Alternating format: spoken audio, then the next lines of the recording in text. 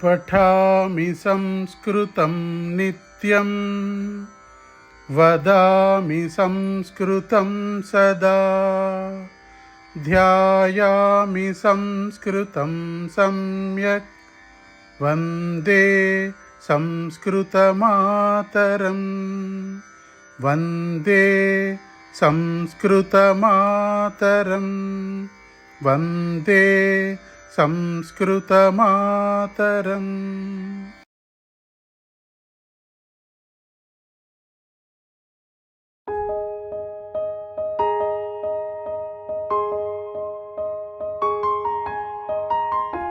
नमस्कारः महोदये।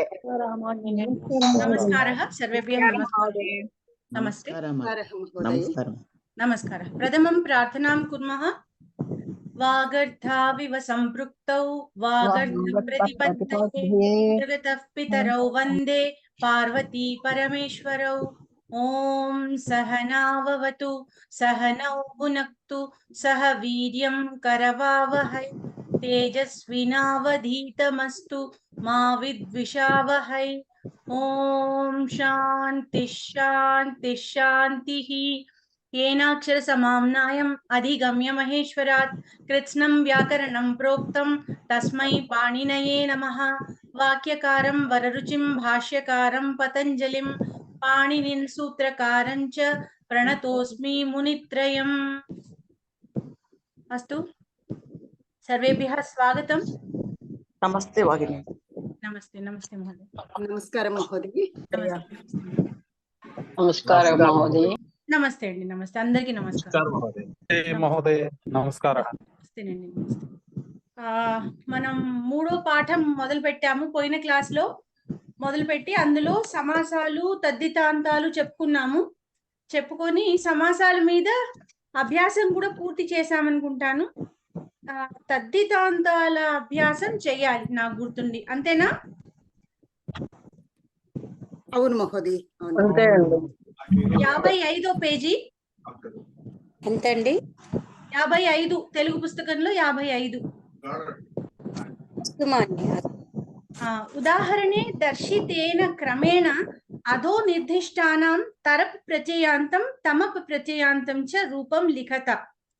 యథా కోమలః అని బ్రాకెట్స్ లో పుంలింగం అని ఇచ్చారు, అందుకని కోమల తరహ కోమల తమహ అంటే తరప్ ప్రత్యయాంతాలు వాడి ఇక్కడ మనము ఆ ఇచ్చిన లింగాన్ని బట్టి అంటే పుంలింగమా స్త్రీలింగమా నపుంసకలింగమా అన్న దాన్ని బట్టి తరహ తమహ అనే ప్రత్యయాలు పుంలింగంలో అయితే చేరుస్తాము, తరా తమ అనేవి స్త్రీలింగంలో చేరుస్తాము, తరం తమం అని నపుంసకలింగంలో చేరుస్తాం. ఈ ఇచ్చిన ఈ గుణానికి లేదా స్వభావానికి ఈ పదానికి మనము తరహ తమహ తరా తమ తరం తమం అని ఆ లింగాన్ని బట్టి చేర్చి చెప్పాలి.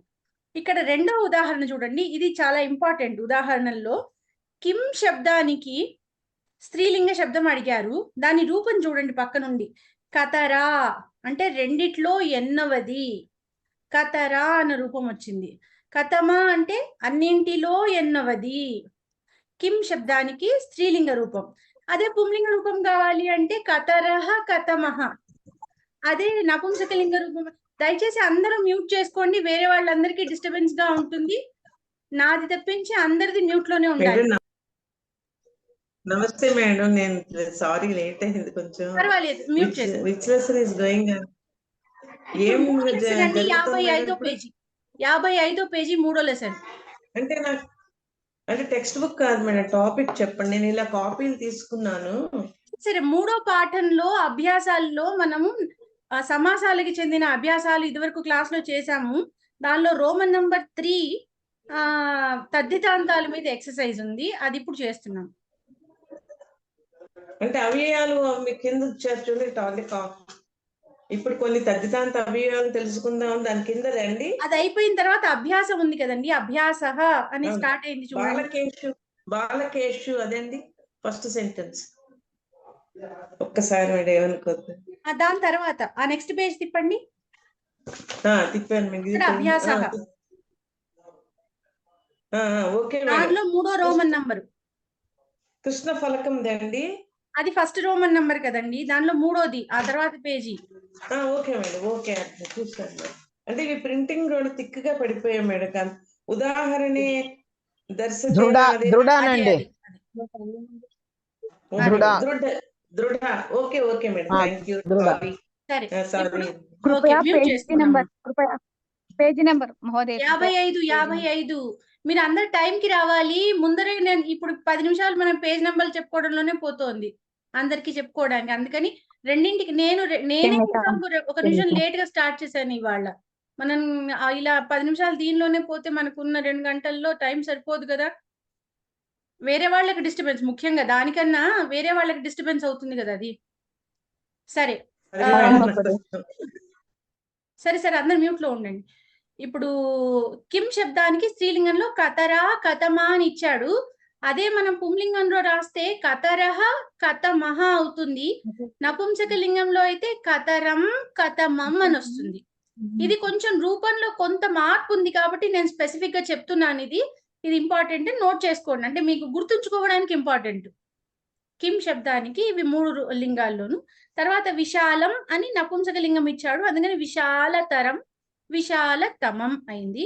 ఇప్పుడు చెప్పండి. కతరహ అన్నది కతరహ పుల్లింగ శబ్ద కతరహ కతరా.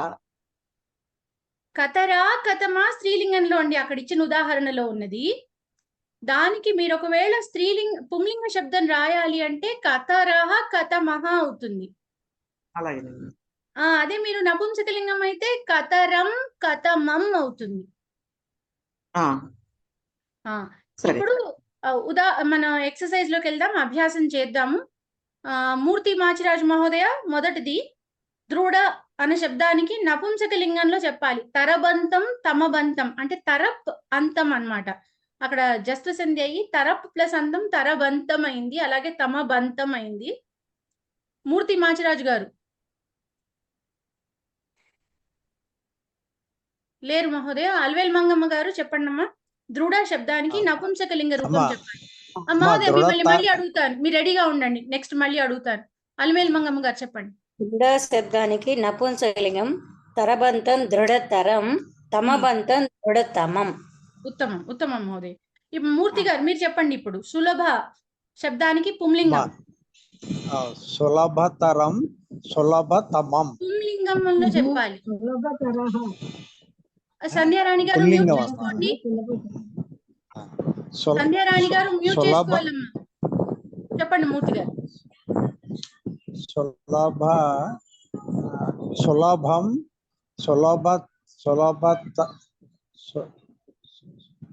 పైన ఉదాహరణ చూడండి మూర్తి మాచిరాజు గారు. పైన ఉదాహరణలో ఏం చేశారు? కోమలహ అన్నప్పుడు పుంలింగంలో కోమలతర చేర్చి కోమలతరహ కోమలతమః కదా. ఇప్పుడు సులభతరహ సులభతమః పుల్లింగంలో. అంతే అంతే అంతే. తర్వాత గోపాల్ మహోదయ, వత్సల స్త్రీలింగం. వత్సలతర వత్సలతమ. ఉత్తమం మహోదయ. ఉమాసుందరి మహోదయ, సుకుమార నపుంసకలింగం. సుకుమార నపుంసకలింగం సుకుమారం సుకుమార సుకుమార తరం సుకుమార తమం. ఉత్తమం. మనం తరపు తమపు యాడ్ చేయాల్సిందే, దాని తర్వాత మనకి పుంలింగమా నపుంసకలింగమా అన్న రూపం తెలుస్తుంది. సుకుమార తరం సుకుమార తమం. తర్వాత విజయ్ కుమార్ మహోదయ, స్థూల స్త్రీలింగం.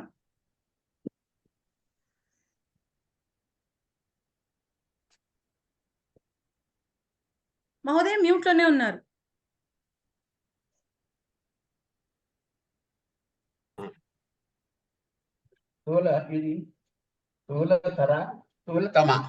స్థూలతర స్థూలతమ. ఉత్తమం. శారద మహోదయ, కృష పుంలింగం. कृशतरः कृशतमः. ఉత్తమం మహోదయ. సంధ్యారాణి గారు, శోభన స్త్రీలింగం. శోభనతర శోభనతమ. ఉత్తమం. అనంతలక్ష్మి గారు, కఠిన నపుంసకలింగం. కఠినతరం కఠినతమం. ఉత్తమం మహోదయ. తర్వాత జ్యోతిర్వల్లి గారు, విశాల స్త్రీలింగం.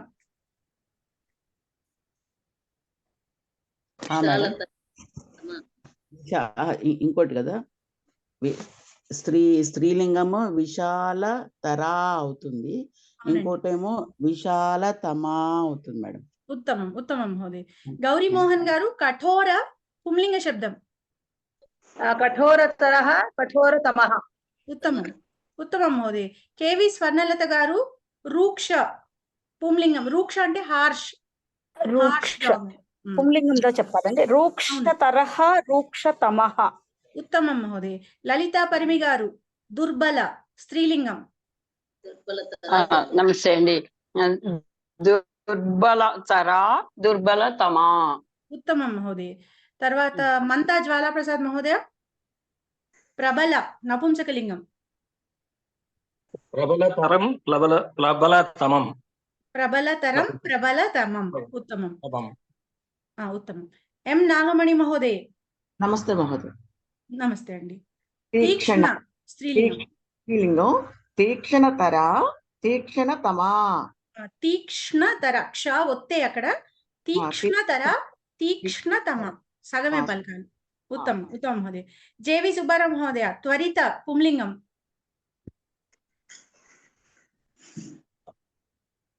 జేవి సుబ్బారావు మహోదయ.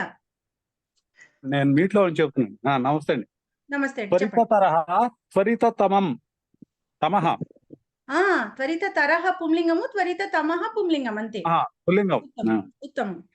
తర్వాత ఉదాహరణానుగుణం ఆవరణే దత్తేషు ఉచితం తరబంతం తమబంతం వా పదం చిత్వా రిక్త స్థానం పూరయత. అంటే ఇక్కడ వాక్యం ఇచ్చారు. వాక్యంలో మనకి ఏది సూటబుల్ పక్కన దానికి సంబంధించిన తరబంధము తమబంధం రెండు ఇచ్చేసారు అక్కడ. అయితే ఆ వాక్యానికి ఏది సరైనదో మనం చూస్ చేసి అది మనం అక్కడ చెప్పుకోవాలి లేదా రాసుకోవాలి. ఇప్పుడు ఉదాహరణకి అజ గజయోహ్ గజ స్థూలతరహ. అజ అంటే మేక, గజ అంటే ఏనుగు. అజ గజయోహ్ ఈ రెండిటిలో మేక ఏనుగులలో గజ స్థూల తరహ. ఎందుకంటే రెండిటిలో చెప్తున్నాం కాబట్టి తరబంధం అంటే కంపారిటివ్ కాబట్టి రెండిట్లో అయితే తరబంధం రావాలి అని అనుకున్నాం. అదే 3 లేక అంతకంటే ఎక్కువ ఉంటే తమబంధం రావాలి అక్కడ. ఇప్పుడు మనం అంతే చూడాలి. మన కంపారిజన్ లో 2 చూపించారా, 3 లేక అంతకంటే ఎక్కువ ఉందా, అదొక్కటే మనం అబ్జర్వ్ చేసి దాన్ని బట్టి ఆ పక్కన ఇచ్చిన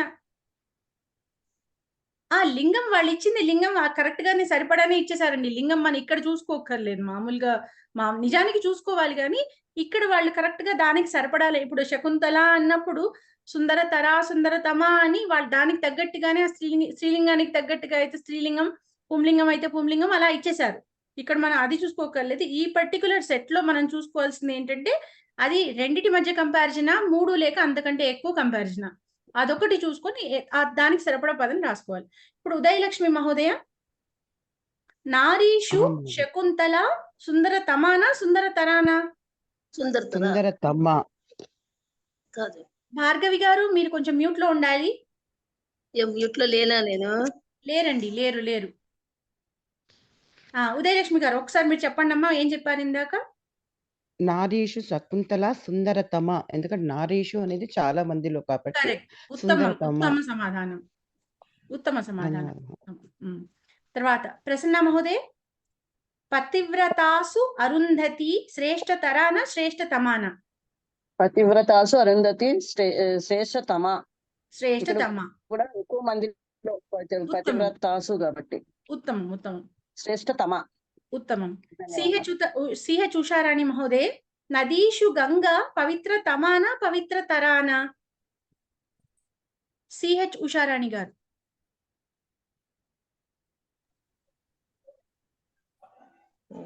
ఒక్క నిమిషం. నదీషు గంగా పవిత్ర తమా మేడం. పవిత్ర తమ. నదీషు అని అనేక నదుల పేర్లు చెప్పారు కాబట్టి ఉత్తమం. తర్వాత మహాలక్ష్మి మహోదయ సుషమా సుమత్యోహ్ సుషమా కృషతరానా కృషతమానా? కృషతర అంటే ఇద్దరిలోనే చెప్పిండు కాబట్టి కృషతర. ఉత్తమం మహోదయ. ఇప్పుడు భార్గవి పేరి గారు పాండవేషు యుధిష్ఠిరః గుణవత్తమః గుణవత్తరః? పాండవేషు. ఇంకొకసారి చెప్పండి. గుణవత్తమః గుణవత్తమః. పాండవేషు యుధిష్ఠిరః గుణవత్తమః. ఉత్తమం. ఎందుకంటే ఐదుగురులోకి కాబట్టి గుణవత్తమః అనే తమ ప్రత్యయంతమే వస్తుంది. ఉత్తమం.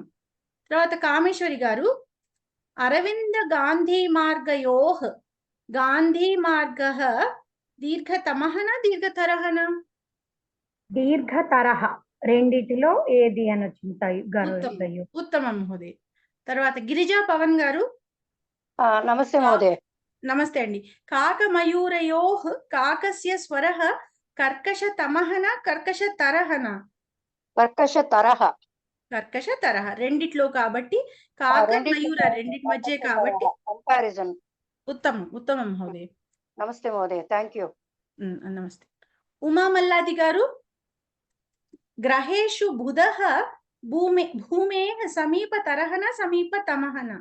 సమీపతమః.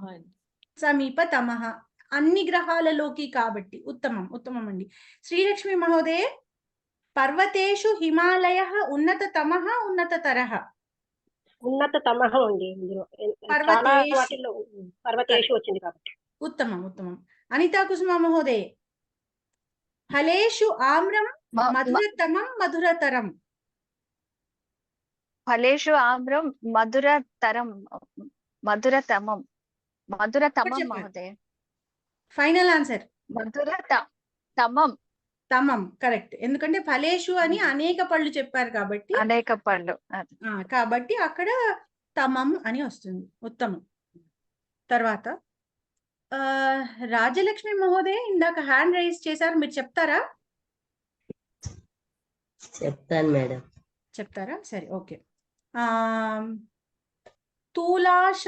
తూలాశ్మనోః తూలః డాష్ లఘుతరః లఘుతమః. తూలః అంటే పత్తి, అశ్మన్ అంటే రాయి. పత్తి రాయి ఈ రెండిట్లోకి ఏది తేలికైనది అని చెప్పేసి మనం అక్కడ అడుగుతున్నారు. లఘు తరహ, ఎందుకంటే రెండే కాబట్టి లఘు తరహ అనేది సమాధానం. ఉత్తమం. ఉషారాణి మహోదయ, ఉషారాణి మహోదయ మీరు చెప్తారా? చెప్తానండి. సరే. ఉమేష దినేశ సందీపేషు దినేశః పటుతమః పటుతరఃన? పటుతమః. పటుతమః ఎందుకంటే ముగ్గురు పేర్లు చెప్పారు కాబట్టి. ఉమేష దినేశ సందీపేషు అని 3 పేర్లు చెప్పారు కాబట్టి. తర్వాత ఇంకెవరున్నారు? మళ్ళీ అల్వేల్ మంగమ్మ గారు, నెక్స్ట్ మీరేనండి. మళ్ళీ సింహ వ్యాఘ్ర చిత్రకేషు వ్యాఘ్రః క్రూరతమః. క్రూరతమః. ఉత్తమం. ఉత్తమం మహోదయ. 3 ఉన్నాయి కాబట్టి. సింహము, వ్యాఘ్రము, చిత్రకము 3 ఉన్నాయి కాబట్టి. చిత్రకము అంటే చీత. చీత అని చిత్రకం అంటారు. తర్వాత గోపాల్ మహోదయ, యుధిష్ఠిర భీమ అర్జునేషు భీమః? గోపాల్ మహోదయ మ్యూట్ లో ఉన్నారండి, మ్యూట్ లో ఉన్నారు.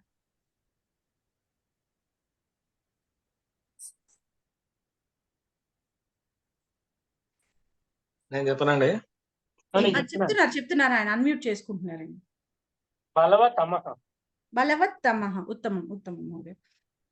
ఇవన్నీ చూస్తే మీరు గుణవత్, బలవత్, తమః, గుణవత్, బలవత్ అన్నవి ప్రాతిపదిక రూపాలు. వాటికి మన మత్వర్ధీయ ప్రత్యయాలను మనం నేర్చుకున్నాం చూసారా, అవన్నమాట అవి.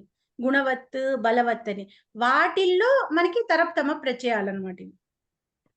ఇక్కడ 3 ఉన్నారు కాబట్టి యుధిష్ఠిర, భీమ, అర్జున అని 3 గురించి చెప్పారు కాబట్టి బలవత్ తమః. తర్వాత ఆఫ్రికా అమెరికా రాష్ట్రయోః అమెరికా రాష్ట్రం భారతదేశాత్? జ్వాల ప్రసాద్ మహోదయ చెప్పండి. దూరతమః. మళ్ళీ ఇంకోసారి వినండి. ఆఫ్రికా అమెరికా రాష్ట్రయోః అమెరికా రాష్ట్రం భారతదేశాత్ దూరతరం. దూరతరం ఎందుకంటే రెండింటిని భారతదేశానికి అన్నారు కానీ కంపారిజన్ లో 2 ఉన్నాయి. కంపారిజన్ లో 2 వచ్చాయి కాబట్టి 2 తరం. మనకి ఇక్కడ ఒక హింట్ ఏంటంటే ఆ ముందర కంపేర్ చేస్తున్న వాటికి బహువచనం ఉంది అంటే మనం తమ రాయాలండి. అక్కడ ద్వివచనం ఉంది అంటే తరపు ప్రత్యయం రాయాలి అంతే. ఆ కంపేర్ చేస్తున్న వస్తువులు మేడం ఇంకో ఇండికేషన్ కూడా యోహోనా షూనా బట్టి కూడా చెప్పొచ్చు. అవును, ఇప్పుడు అందుకే కదా ద్వివచనం అయితే యోహ్ అని ఉంటుంది, అదే నేను చెప్పింది. షూ అని ఉంది అంటే ఏమిటి, అది బహువచనం అని కదా. అందుకని మీకు ఆ బహువచన ప్రత్యయం అక్కడ కనిపిస్తోంది అంటే 3 లేకుండా అంతకంటే ఎక్కువ ఉన్నట్లే కదా. అందుకని అప్పుడు మనము తమ ప్రత్యయమే రాయాలి. లేదు యోహ్ ఇలాగ రెండిటి గురించి చెప్తుంటే ద్వివచనం వస్తుంది కాబట్టి ఇలా ఉంటే తరపు ప్రత్యయం రాయాలి. ఇది మనకు ఒక హింట్ లాగా ఆ పదంలో చూసిన దాన్ని బట్టి. తర్వాత ఖగేషు పికస్య స్వరః, ఎవరు విజయ్ కుమార్ మహోదయ చెప్పండి. ఖగేషు పికస్య స్వరః ఇక్కడ మధురతమః ఉత్తమం మహోదయ. సరే, ఇక్కడికి ఈ అభ్యాసం కూడా పూర్తయింది. ఇప్పుడు మనం సుభాషితాలు చెప్పుకుందాం. మేడం పికా అంటే ఏంటి మేడం? అది ఖగేషు ఇస్ బర్డ్స్, పికా అంటే పికం అంటే చిలుక కాదు, ఓకే. పికం అంటే కోయిల్ మేడం. కోయిల. పికం అంటే సుఖము అంటే చిలుక, పికము అంటే కోయిల. Okay, thank you madam.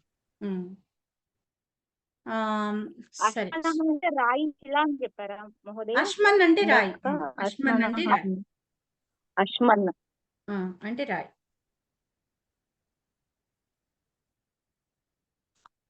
సరే, దయచేసి అందరూ మ్యూట్ లోకి వెళ్ళండి. సుభాషితాలు చెప్తున్నాను. సుజనో న యాతి వికృతిం పరహిత నిరతో వినాశకాలేపి ఛేదేపి చందన తరుహు సురభయతి ముఖం కుఠారస్య. సుజనో న యాతి వికృతిం పరహిత నిరతో వినాశకాలేపి ఛేదేపి చందన తరుహు సురభయతి ముఖం కుఠారస్య. కుఠారం అంటే గొడ్డలి. సరే, ఇప్పుడు పద విభాగం చూస్తే సుజనః న యాతి, ఇక్కడ విసర్గ సంధి ఉకారం వచ్చి గుణసంధి అయింది. సుజనో న యాతి అయింది. వికృతిం పరహిత నిరతః వినాశకాలే, మళ్ళీ ఇక్కడ కూడా అదే విసర్గ ఉకార సంధి అయ్యి మళ్ళీ గుణసంధి అయింది. వినాశకాలేపి పూర్వరూప సంధి, వినాశకాలే అపి. ఛేదేపి మళ్ళీ పూర్వరూప సంధి, ఛేదే అపి. చందన తరుహు సురభయతి ముఖం కుఠారస్య, ఇది పద విభాగం. అన్వయం చూస్తే పరహిత నిరతః సుజనః అంటే పరహిత నిరతః అన్నది సుజనుడికి ఉన్న విశేషణం అన్నమాట. పరహిత నిరతః సుజనః వినాశకాలే అపి వికృతిం న యాతి. చందన తరుహు ఛేదే అపి కుఠారస్య ముఖం సురభయతి. దీన్ని మనం మామూలుగా తెలుగులో ముందు అర్థం చెప్పుకుంటే, పరహిత నిరతః సుజనః అంటే పరోపకారంలో నిరతంగా, పరోపకారాన్ని ఒక నియమంగా పెట్టుకున్నటువంటి సుజనుడు అంటే సజ్జనుడు, మంచివాడు. వినాశకాలే అపి అంటే తనకి నాశన కాలము వచ్చినా కూడా, తనకి ఎంత కష్టం కలిగినా, ప్రాణాంతకమైన సిచ్యువేషన్ వచ్చినా కూడా, అలాంటి ఆ సమయంలో కూడా వికృతిం న యాతి, వికారాన్ని పొందడు. వికారాన్ని పొందడం అంటే మామూలు మనుషులైతే ఇప్పుడు తనకి ప్రాణాంతకమైన ఒక సిచ్యువేషన్ వచ్చింది అంటే వాళ్ళు బాధపడడము, లేకపోతే పక్క వాళ్ళని తప్పు పట్టడము, లేకపోతే ఇలాంటి ఏదో ఒక వికారాన్ని వాళ్ళు కోప్పడడం పక్క వారి మీద, ఇలాంటి సన్నివేశాలని మనం చూస్తుంటాం.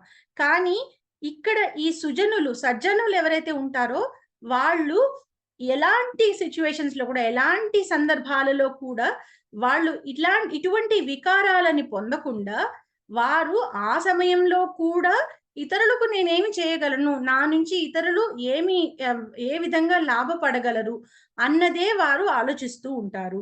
దానికి ఇక్కడ ఒక ఉదాహరణని ఇచ్చారు. చందన తరుహు ఛేదే అపి కుఠారస్య ముఖం సురభయతి అంటే ఒక చందన వృక్షం ఉంది, మంచి గంధానికి చెట్టు ఉంది. ఆ చెట్టుని ఒక గొడ్డలితో ఒకరు నరుకుతున్నారు. అలా కొడుతున్నప్పుడు కూడా ఇప్పుడు అదేమిటి, నిజానికి ఆ చెట్టుకి దానికి ప్రాణ నష్టం వంటిది అది. అంటే చెట్టును కొట్టేస్తున్నారు, దానికి ప్రాణ నష్టం వంటిది.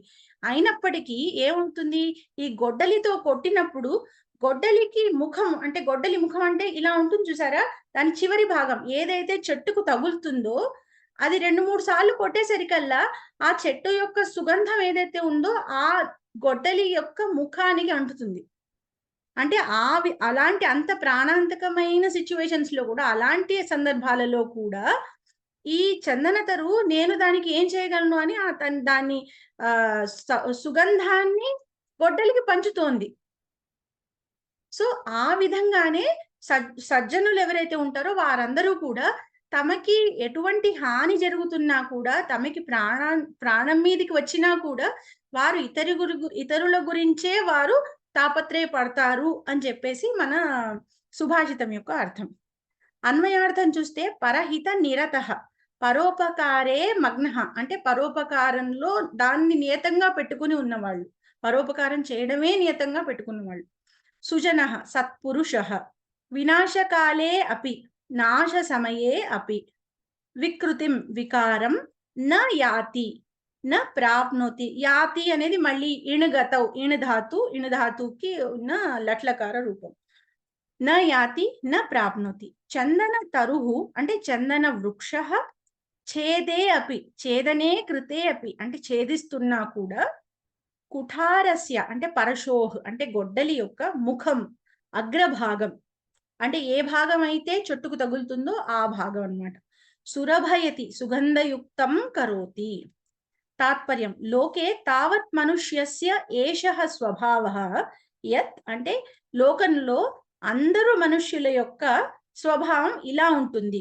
యత్ అంటే ఎలా అంటే, యదా సహ స్వయం కష్టం అనుభవతి ఆపద్గ్రస్తో వా భవతి అంటే ఎప్పుడైతే తను స్వయంగా కష్టాన్ని అనుభవిస్తాడో లేదో ఆపదల పాలు అవుతాడో, తదా సహ కుపితః భవేత్ అంటే అప్పుడు అతను కోపగ్రస్తుడవుతాడు. అంటే పక్క వాళ్ళ మీద కోపాన్ని చూపిస్తాడు. అంటే నీ వల్లే ఇగో నాకు ఈ గతి పట్టింది అన్నట్లుగా వారి మీద తన కోపాన్ని ప్రదర్శిస్తాడు. దుఃఖితోవా భవేత్, అయ్యో నేను ఇంత మంచివాడిని అయినా నాకే ఇన్ని కష్టాలు వస్తున్నాయి అని అలా బాధపడతాడు. కింటు సత్పురుషాణం స్వభావః న తాదృశః, మంచివాళ్ళు అంటే సజ్జనుల యొక్క సత్పురుషుల యొక్క స్వభావం అలా ఉండదు. తే సర్వదా పరోపకారే ఏవ నిరతాః సంతః అంటే వారు ఎప్పుడు కూడా పరోపకారంలోనే నియతంగా అదే విధంగా ఆ స్వభావంలోనే ఉంటారు, ఆ స్వభావంతోనే ఉంటారు. స్వస్య నాశ సమయే అపి కమపి వికారం న ప్రాప్నువంతి. వికారః అన్నది పుంలింగం కాబట్టి కమపి అనిచ్చారు. కమపి వికారం న ప్రాప్నువంతి అంటే తన యొక్క నాశన సమయము ప్రాప్తించినప్పటికీ కూడా ఎటువంటి వికారాన్ని పొందరు.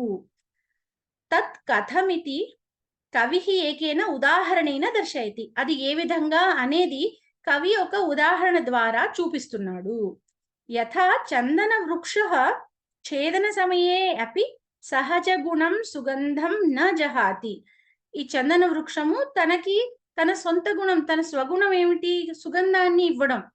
ఈ సుగంధాన్ని ఇవ్వడం అనే తన సహజ గుణం ఏదైతే ఉందో అది ఛేదన సమయే అపి అంటే ఒక గొడ్డలితో దాన్ని ఎవరైనా నరికేస్తున్నప్పటికీ కూడా ఆ సుగంధాన్ని ఇవ్వడం అన్న గుణాన్ని తను వదులుకోదు. అపిచ ఛేదనార్థం ఉపయుక్తం కుఠారం అపి సుగంధయుక్తం కరోతి. అంతేకాదు ఛేదనానికి తోడ్పడే ఆ కరణం ఏదైతే ఉందో, ఆ కుఠారం ఏదైతే ఉందో, ఆ గొడ్డలి ఏదైతే ఉందో దానిని కూడా సుగంధయుక్తాన్ని చేస్తుంది. అంటే దానికి తన సుగంధాన్ని అంటిస్తుంది. తథైవ సజ్జనాః నాశ సమయే అపి పరోపకార బుద్ధిం న పరిత్యజంతి. అదే విధంగా సజ్జనులు తమ నాశకాలంలో కూడా పరోపకార బుద్ధిని ఎప్పటికీ పరిత్యజించరు, ఎప్పటికీ వదిలిపెట్టరు. ఇది మొదటి సుభాషితం అండి. తర్వాత రెండో సుభాషితం భగిని జహాతి అంటే త్యజతి అనే అర్థం. త్యజతి అంతే, త్యజతి. సాహిత్య మాన్య సురభయతి అంటే ఇక్కడ దీంట్లో ధాతు ఏంటి మహోదయ? రభ ధాతు. రబ్ రభ రబ్ ధాతు. సురభ. నిత్య ప్రత్యయం వచ్చేసి నిచ్ ప్రత్యయం అంతే. ఇప్పుడు మనం వచ్చే 4వ పాఠంలో నిచ్ ప్రత్యయాలు నేర్చుకుంటున్నాం. అంటే ప్రేరణార్థకాలు. ఒక డౌట్ అండి, ఇప్పుడు ఇది ఉపమాలంకారం కిందకి వస్తుందా, అర్థాంతర్న్యాస కిందకి వస్తుందా? ఉపమా కిందే తీసుకోవాలి. కాదు, అర్థాంతరన్యాస. ఎందుకంటే ఇది ఒక విశేష వాక్యము, ఒకటి విశేషము ఒకటి సామాన్యము కదండి. అర్థాంతరన్యాస కింద వస్తుంది. అర్థాంతరన్యాస. అస్తు. సాహిత్య సంగీత కళా విహీనః సాక్షాత్ పశుః పుచ్చ విషాణహీనః తృణం న ఖాదన్నపి జీవమానః తద్భాగదేయం పరమం పశూనాం. సాహిత్య సంగీత కళా విహీనః సాక్షాత్. అలంకారాలు మళ్ళీ చెప్తారా అండి? చెప్తాం. ఆవిడ అడిగారు కనుక. అవునవును, కంగారు పడకండి. అందుకనే ఇప్పుడే ముందర నేను అసలు యూజువల్ గా ఇలాంటివి నేను ముందు చెప్పను, ఎందుకంటే తర్వాత వస్తుంది కాబట్టి ముందర మిగతా వాళ్ళకి కంగారు పుడుతుందని నేను చెప్పను. సరే, ఆవిడ అడిగేశారని చెప్పేశాను ఈసారికి. ఎందుకంటే వేరే వాళ్ళకి అడిగిన వాళ్ళకి డౌట్, వాళ్ళు కొంత చదివి ఉండొచ్చు, వాళ్ళకి తెలిసి ఉండొచ్చు, కానీ వేరే వాళ్ళకి ఇంకా తెలియని వాళ్ళకి ఏంటంటే వాళ్ళకి ఏంటో బాబోయ్ నాకు ఇంకేం తెలియదు ఇదంతాను అన్న కంగారు ఉంటుంది. అందుకని దయచేసి మీరు అడిగే వాళ్ళు కూడా తర్వాత అప్పుడు మనం అవి చెప్పుకుంటున్నప్పుడు అడిగితేనే బెటర్. లేదంటే ఇలాంటి డౌట్లు నాకు సెల్లో మెసేజ్ పెట్టండి, క్లాస్లో కాకుండా. అప్పుడు అందరికీ కూడా వీలుగా ఉంటుంది. Okay madam. ఓకేనండి, సరే. సాహిత్య సంగీత కళా విహీనః సాక్షాత్ పశుః పుచ్చ విషాణహీనః తృణం న ఖాదన్నపి జీవమానః తద్భాగదేయం పరమం పశూనాం. ఇప్పుడు పద విభాగం చూస్తే సాహిత్య సంగీత కళా విహీనః ఒకటే పదం. సాక్షాత్ పశుః, ఇక్కడ సంధి ఏమీ లేదు, కేవలం ఇక్కడ హలంత శబ్దానికి ఇంకొక పక్కనున్న వ్యంజనం తోడైందంతే. పుచ్చ విషాణహీనః ఒకటే పదం. తృణం న ఖాదన్నపి, ఖాదన్ ప్లస్ అపి, ఇది ఏ సంధండి? నముడాగమ సంధి. జీవమానః తత్ భాగదేయం, తత్ ప్లస్ భాగదేయం జస్త్వ సంధి, తద్ భాగదేయమే. పరమం పశూనాం, ఇది పద విభాగము. అన్వయం చూస్తే సాహిత్య సంగీత కళా విహీనః, నరహ అనేది అక్కడ మనకి ఇవ్వలేదు, అందుకని అధ్యాహారం చేసుకున్నారు మన అర్థాన్ని మనకి ఈజీగా అర్థం అవ్వడానికి. పుచ్చ విషాణహీనః సాక్షాత్ పశుః ఏవ అన్నది కూడా ఆ వాక్యం మనకి పూర్తి అర్థం రావడానికి అధ్యాహారం చేశారు అక్కడ. తృణం న ఖాదన్ అపి జీవమానః ఇతి యత్ తత్ పశూనాం పరమం భాగదేయం. దీని అర్థం చూస్తే సాహిత్య సంగీత కళా విహీనః అంటే మనకి 64 కళలు ఉన్నాయి అని అంటారు. మామూలుగా ఎవరన్నా కూడా ఏదో మనకి అభిరుచిగా, అంటే మన ఎటువంటి వృత్తిలో ఉన్నా మనకు ప్రవృత్తి అనేది ఉంటుంది, మనకు అభిరుచి అనేది ఒకటి ఉంటుంది. కొంతమంది సంగీతము, పాటలు పాడడము లేక వినడము, దానిలో అభిరుచి కలిగిన వాళ్ళు కొంతమంది ఉండొచ్చు. కొంతమంది సాహిత్యము చదవడంలోనో లేకపోతే కవిత్వం రాయడంలోనో ఇలాగ ఏదో, కొంతమంది కథలు రాయడంలోను కథలు చదవడంలోను ఇలా రకరకాల అభిరుచులు ఉన్న వాళ్ళు ఉంటారు. అయితే కవి ఏమంటున్నాడంటే సాహిత్య సంగీత కళా విహీనః, ఏదో ఒక ఇలాంటి కళలలో ఎవరికైతే ఎటువంటి కళ మీద వాళ్ళకి అభిరుచి అన్నది లేదో, వారికి దాని మీద ఎటువంటి ఇంట్రెస్ట్ ఆసక్తి అన్నది లేదో, అలాంటి వాళ్ళు సాక్షాత్ పశుః అంటే కేవలం పశువే డైరెక్ట్ గా తిట్టేస్తున్నాడు, నింద చేసేస్తున్నాడు డైరెక్ట్ గా. అలాంటి ఏదో ఒక కళతో మనకి ఖచ్చితంగా సంబంధం ఉండి తీరాల్సిందే. మన వృత్తి ఏదన్నా అవనివ్వండి, మనకు ఒక అభిరుచి అనేది ఒకటి ఉండాలి. అలా కళలో, ఎందుకంటే కళలో మనకి ఆసక్తి ఉండటం అనేది ఏంటంటే అది మనలో ఒక రకమైన రసస్ఫూర్తిని కలిగిస్తుంది, మనకు ఒక ఆనందాన్ని ఇస్తుంది. ఈ కళల వల్ల, ఈ కవిత్వాల వల్ల, కావ్యాల వల్ల, సంగీతం వల్ల, ఇటువంటి కళల వల్ల మనకి కలిగే ఆనందం ఏదైతే ఉంటుందో దాన్ని మామూలుగా బ్రహ్మానంద సదృశమైన ఆనందము అంటారు. అంటే బ్రహ్మానందమైన సదృశమైన అటువంటి ఆనంద ప్రాప్తి మనకు కలగాలి అంటే మనకి ఏదో ఒక కళలో మనకు ప్రావీణ్యం ఉండక్కర్లేదు, ప్రవేశం ఉంటే చా. వర్ధనమ్మ గారు మ్యూట్ చేసుకోండి అమ్మా. మనకు ప్రవేశం ఉన్నా చాలు, కనీసం దాన్ని మనకు ప్రవేశం కూడా అక్కర్లేదు, మనకు దానిలో మనం చదివి ఎంజాయ్ చేయగలగాలి, లేక విని ఎంజాయ్ చేయగలగాలి, ఈ విధమైన ఆసక్తి అయినా ఉండి తీరాలి. లేదు ఇవేవి నాకు ఆసక్తులు లేవు, నాకు అసలు అవే, నాకు అసలు సాహిత్యం మీద కానీ సంగీతం మీద కానీ నాకు అసలు ఆసక్తి లేదు అంటే అలాంటి వాళ్ళని కవి డైరెక్ట్ గా అలాంటి వాళ్ళు సాక్షాత్ పశువు, అతను పశువే అని చెప్తున్నాడు. అయితే ఏమిటి, అతనికి ఇంకొక బిరుదు కూడా ఇచ్చారు, పుచ్చ విషాణహీన. అంటే మామూలుగా పశువులకి పుచ్చము అంటే తోక ఉంటుంది, విషాణం అంటే చాలా వాటి కొమ్ములు ఉంటాయి. ఈ పుచ్చము విషాణహీన అంటే ఈ తోక కొమ్ములు ఇవి లేనటువంటి పశువుతో సమానం. అతను సాక్షాత్ పశువు, ఇవి లేనటువంటి పశువు అని చెప్పాడు.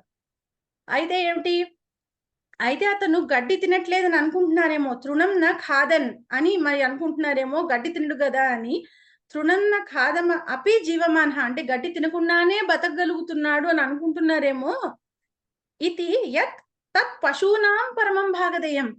ఇతను గడ్డి తినకపోవడం అనేది పశువులకున్న గొప్ప అదృష్టం, లేకపోతే ఆ పశువులకు కూడా ఏమి మిగల్చకుండా ఇతను తినేస్తాడు అని అంత నింద చేస్తున్నాడు అనమాట. అందుకని అంటే ఈ కళలలో ప్రవేశము అభిరుచి ఎంత ముఖ్యము అనే దాన్ని చెప్పడానికని కవి ఇంత నిందాపూర్వకంగా చెప్తున్నాడు అనమాట.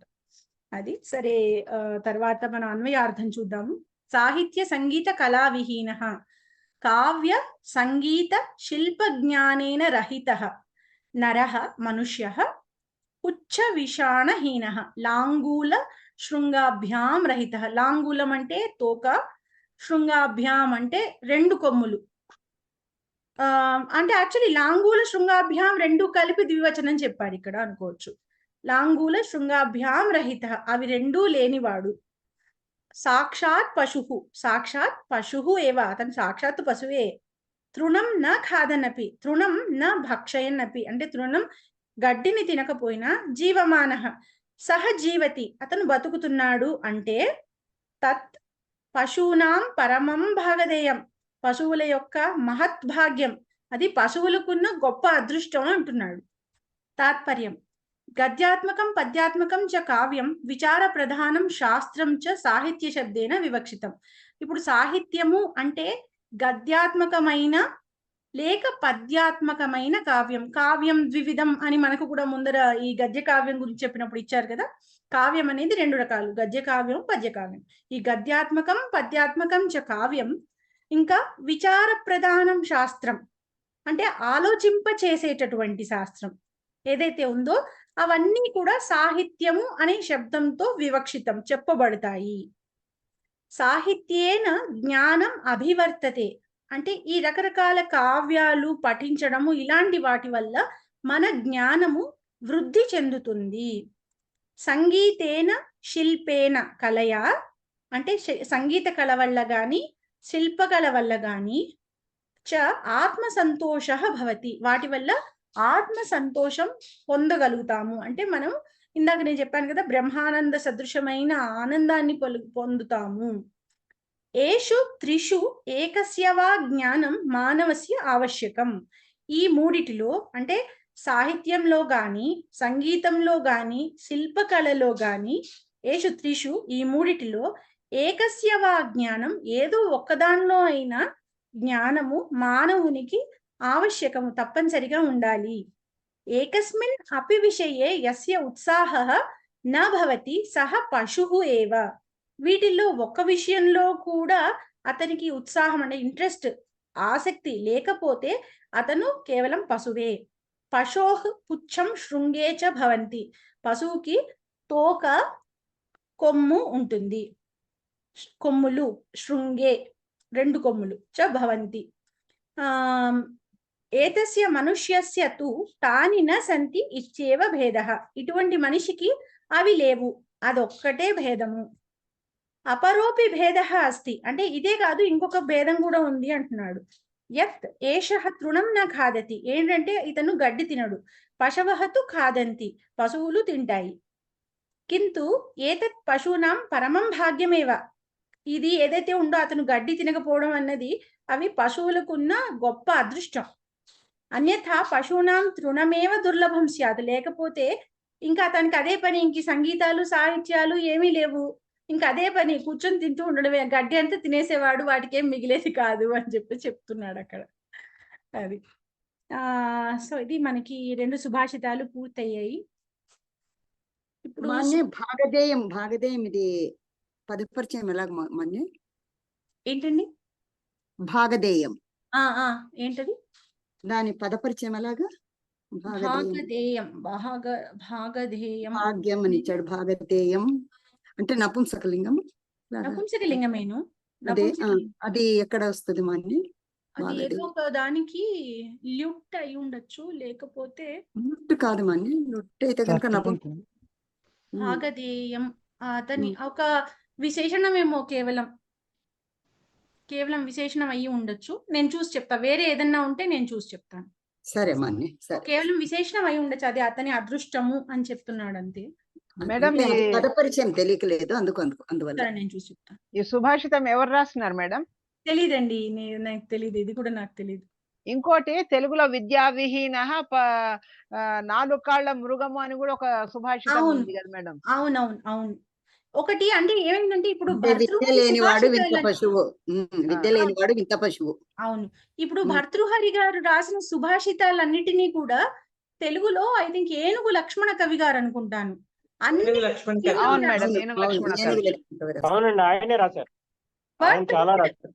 అన్ని భర్తృహరి సుభాషితాలు మనం ఎన్ని చదువుతున్నా వాటి అన్నిటికీ కూడా ఏనుగు లక్ష్మణ కవి గారు మనకి ఇప్పుడు తివిరి సమున తైలము తీయవచ్చు ఇవంతా దానికి కూడా సుభాషితం మనం ప్రవేశంలో పరిచయంలో చదివాను, ఉండింది మేడం, ఉండింది. అదే ఇవన్నీ ఏంటంటే ఏనుగు లక్ష్మణ కవి గారు రాశారు. ఆయన ఇలా సుభాషితాలు ఆ విధంగా ఆయన బహుశా ఆయన ఏమైనా చేశారమ్మా ఈ తర్జుమా మీరన్న శ్లోకానికి?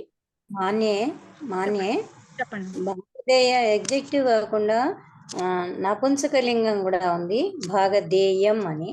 అవును, ఇది భాగధేయం అని ఇచ్చారండి ఇక్కడ. పదం మనకున్నది భాగధేయమే.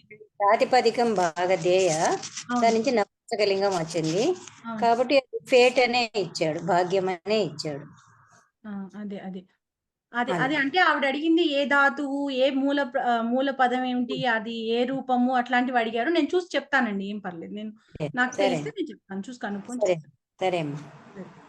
శ్లోకేషు అన్వయ క్రమంలో మనం రఘువంశంలో శ్లోకాలు చూస్తున్నాము. ముందర 2 పాఠాల్లోనూ 3 శ్లోకాలు చూసాము. మొదట అది ఆవిడ నందిని ధేనువుని ఆయన అడవిలోకి స్వేచ్ఛగా వదిలేశాడు. ధేను మృషేర్ ముమోచ అని ఫస్ట్ శ్లోకంలో చూసాము. తర్వాత 2వ శ్లోకంలోకి వచ్చేసరికి ఆవిడ సుదక్షిణాదేవి ఎలాగ సేవిస్తోంది అన్న విషయం చూసాము. 3వ శ్లోకం మొన్న క్లాస్లో విన్నాం మనం. అది అక్కడ ఏంటంటే ఆయన సామ్రాట్టు అయినప్పటికీ దిలీప మహారాజు ఎటువంటి సేవలు చేస్తున్నాడు అన్నది మనం ఆస్వాదవద్భి కవలైస్తృణానం అన్న శ్లోకంలో చూసాము. ఇప్పుడు 4వ శ్లోకం, ఇది ఒక అద్భుతమైన శ్లోకం. ఇది కూడాను ఇందులో ఏంటంటే ఆయన అంటే నేను ముందు మీకు జస్ట్ లాగా చెప్పేస్తాను. ఆయన దిలీప మహారాజు అరణ్యంలో వెళ్తున్నాడు. ఆయన మామూలుగా నగర వీధుల్లో వెళ్తూ ఉంటే ఆయనకి ఎటువంటి రాజోపచారాలు జరుగుతాయో, ఆయన నగర వీధుల్లో ఆయన వెళ్తుంటే, ఆయన రాజధాని ఆయన నగర వీధుల్లో వెళ్తూ ఉంటే, ఇక్కడ కూడా ఆయన అరణ్యంలో ఉన్నా కూడా ప్రకృతి అతనికి అదే విధమైన సేవలను అందిస్తోంది అని చెప్పేసి అద్భుతంగా చూపించాడు ఇక్కడ. అది ఏమిటి అనేది మనం చూద్దాం ఇక్కడ. మరుత్ ప్రయుక్తాశ్చ మరుత్ సకాభం తమర్చ్యం ఆరాద్ అభివర్తమానం అవాకిరన్ బాలలతాః ప్రసూనైః ఆచారలాజైరివ పౌరకన్యాః. మరుత్ ప్రయుక్తాశ్చ మరుత్ సకాభం తమర్చ్యం ఆరాత్ అభివర్తమానం అవాకిరన్ బాలలతాః ప్రసూనైః ఆచారలాజైరివ పౌరకన్యాః. పదవిభాగం చూస్తే మరుత్ ప్రయుక్తాః చ మరుత్ సకాభం తం అర్చ్యం ఆరాత్ అభివర్తమానం అవాకిరన్ బాలలతాః ప్రసూనైః ఆచారలాజైః ఇవ పౌరకన్యాః. ఇప్పుడు అన్వయార్థం ఇచ్చారు. మరుత్ ప్రయుక్తాహ్ అంటే గాలి చేత కదిలించబడిన. మరుత్ అంటే గాలి, మరుత్ ప్రయుక్తాహ్ అంటే గాలి చేత ప్రయోగించబడిన అని. అంటే గాలి వచ్చింది అంటే ఏమవుతుంది, అది కదులుతుంది, ఆకు కదులుతుంది. అందుకని గాలి చేత ప్రయోగించబడిన అంటే గాలి చేత కదిలించబడిన. బాలలతాహ్, ఈ బాలలతాహ్కి మరుత్ ప్రయుక్తాహ్ అన్నది విశేషణం అన్నమాట. అంటే గాలి చేత కదిలించబడినటువంటి లేత తీగలు. బాలలతాహ్ అంటే బాలాహ్ లతాహ్, విశేషణ పూర్వపద కర్మధారయ సమాసం. బాలాహ్ లతాహ్ బాలలతాహ్ అయింది. అంటే గాలి చేత కదిలించబడిన లేత తీగలు. ఆరాత్, ఈ ఆరాత్ అనేది ఒక గమ్మత్తైన పదం అండి. దేనికి మామూలుగా రెండు విభిన్నమైన అర్థాలు ఉండవు కదా. ఇప్పుడు ఆరాత్ అనే దానికి సమీపంలో అన్న అర్థం కూడా ఉంది, దూరంలో అన్న అర్థం కూడా ఉంది. మనం అక్కడ కాంటెక్స్ట్ ని బట్టి ఇది సమీపంలోనా దూరంలోనా అనేది తెలుసుకోవాలి. ఇక్కడ సమీపంలో అన్న అర్థంలో వాడారు. మనకి ఎలా అయితే విధిలింగ్లో సంభావనార్థము ఉంది, అది విద్యార్థకం కూడా ఉంది అదే పదానికి అనుకున్నాం కదా. ఆ విధంగా ఇది దానికి సంబంధం లేదు, బట్ ఆ విధంగా చెప్తున్నాను. ఆ విధంగానే అందులో అవి యాక్చువల్లీ కాంట్రడిక్టింగ్. సంభావననా ఖచ్చితంగా అవుతుందా అనేది రెండు కాంట్రడిక్టింగ్ కదా, ఆపోజిట్స్ రెండు. కానీ రెండు ఒకటే పదంతో సూచించబడుతుంది. అలాగే ఇక్కడ కూడా ఇది అవ్యయం అనుకోండి, కానీ ఇక్కడ కూడా ఇది ఆరాత్ అంటే సమీపంలో అన్న అర్థం ఉంది, దూరంలో అన్న అర్థం కూడా ఉంది. ఇక్కడ మనం సమీపంలో అన్న అర్థం తీసుకోవాలి. సో ఆరాత్ అంటే సమీపంలో. అభివర్తమానం, వర్తతే అన్న శబ్దానికి వర్తతే వృత్ ధాతుకి ఇక్కడ మనకి వర్తమాన అన్నది షాణచ్ ప్రత్యయం. అభివర్తమాన అంటే అభి ఉపసర్గ పూర్వక వర్తతే అనే ధాతువులో ఉన్న షాణచ్ ప్రత్యయానికి అభివర్తమాన. ఇది మన ఏంటంటే దిలీప మహారాజుని గురించి చెప్తున్నారు కాబట్టి అటువంటి వాడైనటువంటి అని ద్వితీయ విభక్తిలో వాడారు. అభివర్తమానం అని వచ్చింది, అంటే ఉన్నటువంటి వాడైన అని. మరుత్ సకాభం, ఇందాక మరుత్ అంటే గాలి అని చూసాం కదా. మరుత్ సఖ అంటే గాలి యొక్క మిత్రుడు. ఎవరు? వాయువు యొక్క మిత్రుడు అగ్ని. ఎందుకు అంటే గాలి వీస్తే అగ్ని మరి కాస్త వేగంగా స్ప్రెడ్ అవుతుంది. గాలి వల్ల మరి కాస్త వేగంగా, ఇప్పుడు ఒక అడవిలో ఒకవేళ వచ్చిందనుకోండి, ఒక పెద్ద కార్చిచ్చు వచ్చిందనుకోండి, అప్పుడు ఏమవుతుందంటే గాలి వీచింది అంటే మరి కాస్త తీవ్రంగా ఒక చోటు నుంచి ఒక చోటికి వెళ్ళిపోతుంది, తొందరగా వెళుతుంది. అందుకని మరుత్ సఖ అయింది అది, అంటే వాయువు యొక్క మిత్రుడు అగ్ని. ఆభ అంటే కాంతి, బ్రైట్నెస్. మరుత్ సఖాభం అంటే వాయువు యొక్క మిత్రుడైన అగ్ని వంటి కాంతి కలవాడు. మరుత్ సకాభం, ఈ మరుత్ సకాభం అవివర్తమానం ఇవి రెండూ కూడా దిలీప మహారాజుకున్న విశేషణాలు. ఇంకొక పదం కూడా ఉంది, అర్చ్యం. అర్చ్యం అంటే అర్చన అంటే పూజ చేయడం లేక సేవించడం.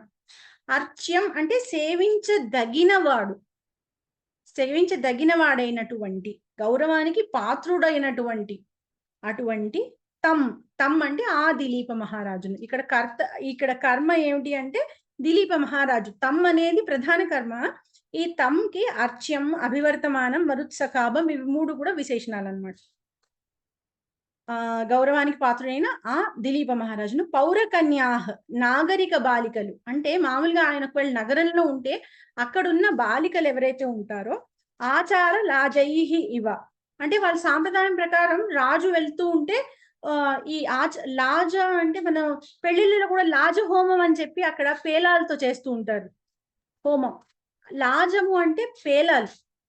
ఈ ఆచార లాజైహి అంటే ఒక రకమైన ఈ పేలాలను రాజు వెళ్తూ ఉంటే అక్కడ నగర బాలికల చేత చల్లిస్తూ ఉంటారు ఆయన వెళ్లే దారంతా. అది ఒక రకమైన గౌరవాన్ని సూచించడం అన్నమాట.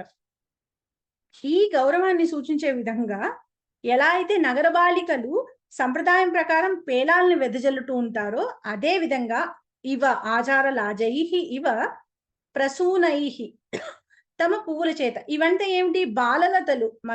మరుత్ ప్రయుక్తాహ బాలలతాహ అంటే గాలి చేత కదిలించబడినటువంటి లేత తీగలు ఇలా అడవిలో వెళ్తున్నటువంటి వాయుమిత్రుడైన అగ్ని వంటి కాంతి కలవాడైనటువంటి గౌరవానికి పాత్రుడైనటువంటి ఆ దిలీప మహారాజును ఏ విధంగా అయితే నగరబాలికలు పేరాలు జల్లి ఆయన్ని గౌరవిస్తారో ఆ విధంగా ప్రసూనైహి అంటే తమ పువ్వుల చేత అవాకిరణ్ వాటిని వెదజల్లి వాటిని ఆయనని గౌరవించారు అని, ఆయన్ని గౌరవించాయి ఆ బాలలతలు అని ఇక్కడ చెప్పారు.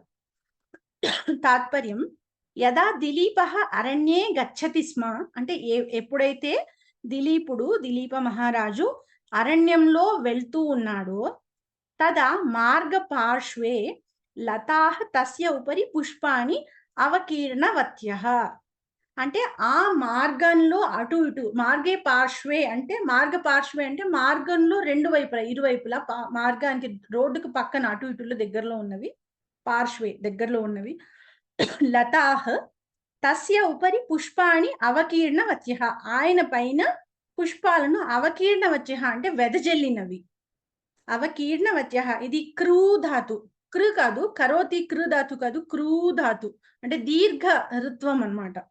క్రూ ధాతు దానికి అర్థం ఏంటంటే దానికి లట్లకార రూపం కిరతి. మామూలు మనం కృ ధాతు అయితే కరోతి రూపము, అదే క్రూ ధాతు అయితే కిరతి అనేది దాని లట్లకార రూపం. దానికి అంటే వెదజల్లడము అని అర్థం అన్నమాట. ఈ మనకి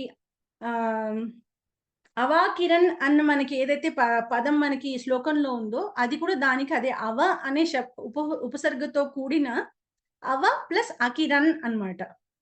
అవ ఉపసర్గతో కూడిన క్రూ ధాతు దానికి భూతకాలం ఇది అకిరణ్ అన్నమాట. అందుకని బహువచనం, ప్రథమ పురుష బహువచనం కాబట్టి అవ ప్లస్ అకిరణ్ కాస్త అవాకిరణ్ అయింది.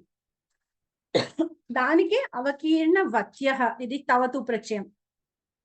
తత్ర వాయువు కారణం, అవి చల్లడానికి వాయువు కారణం. యదా దిలీప నగరాత్ బహిః గచ్చతి అంటే ఎప్పుడైతే దిలీపుడు నగరం నుంచి బయటికి వెళ్తుంటాడో తదా పురస్య బాలికాః అపి ఏవమేవ సాంప్రదాయిక లాజాః అవకిరంతి స్మ. ఎప్పుడైతే దిలీప మహారాజు నగరం నుంచి బయటికి వెళ్తున్నాడో అప్పుడు పురస్య బాలికాః నగరంలోని బాలికలు ఏవమేవ ఇదే విధంగా సాంప్రదాయిక లాజాః ఈ పేలాలను అవకిరంతి స్మ వెదజల్లుతూ ఉంటారు. అయం సంప్రదాయః ఇది సాంప్రదాయము. వనేపి దిలీపస్య రాజోపచారః కృతః లతాభిః అంటే వనంలో కూడా అరణ్యంలో ఉన్నాడు ఆయన దిలీపునికి ఇటువంటి రాజోపచారాన్ని లతాభిః కృతః అంటే బాలలతలు లేత తీగల వల్ల చేయబడినది. లతాభిః కృతః లేత తీగల వల్ల చేయబడినది అని చెప్తున్నారు. అంటే అక్కడ పూలు జల్లి నిజానికి అక్కడ ఏమిటంటే గాలి వచ్చింది, పూలు అక్కడ కింద పడ్డాయి. అదే మార్గంలో ఈయన వెళ్తున్నాడు. దాన్ని కవి ఎలా వర్ణించాడు చూడండి. ఈయన వెళ్తున్నాడు కాబట్టి అవి జల్లాయి. ఇవి ఎలా ఉందంటే నగర వీధుల్లో ఆయన వెళ్తుంటే ఎలా అయితే ఈ పేలాలను నగర బాలికలు జల్లుతారో ఆ విధంగా ఈ బాలలతలు ఆయన వెళ్తుంటే ఆనందంతో ఒక సాంప్రదాయం లాగా ఇలా జల్లుతున్నాయి అని చెప్పేసి దాన్ని అలాగా వర్ణించాడు కవి. కర్మణి కదండి. అవునండి.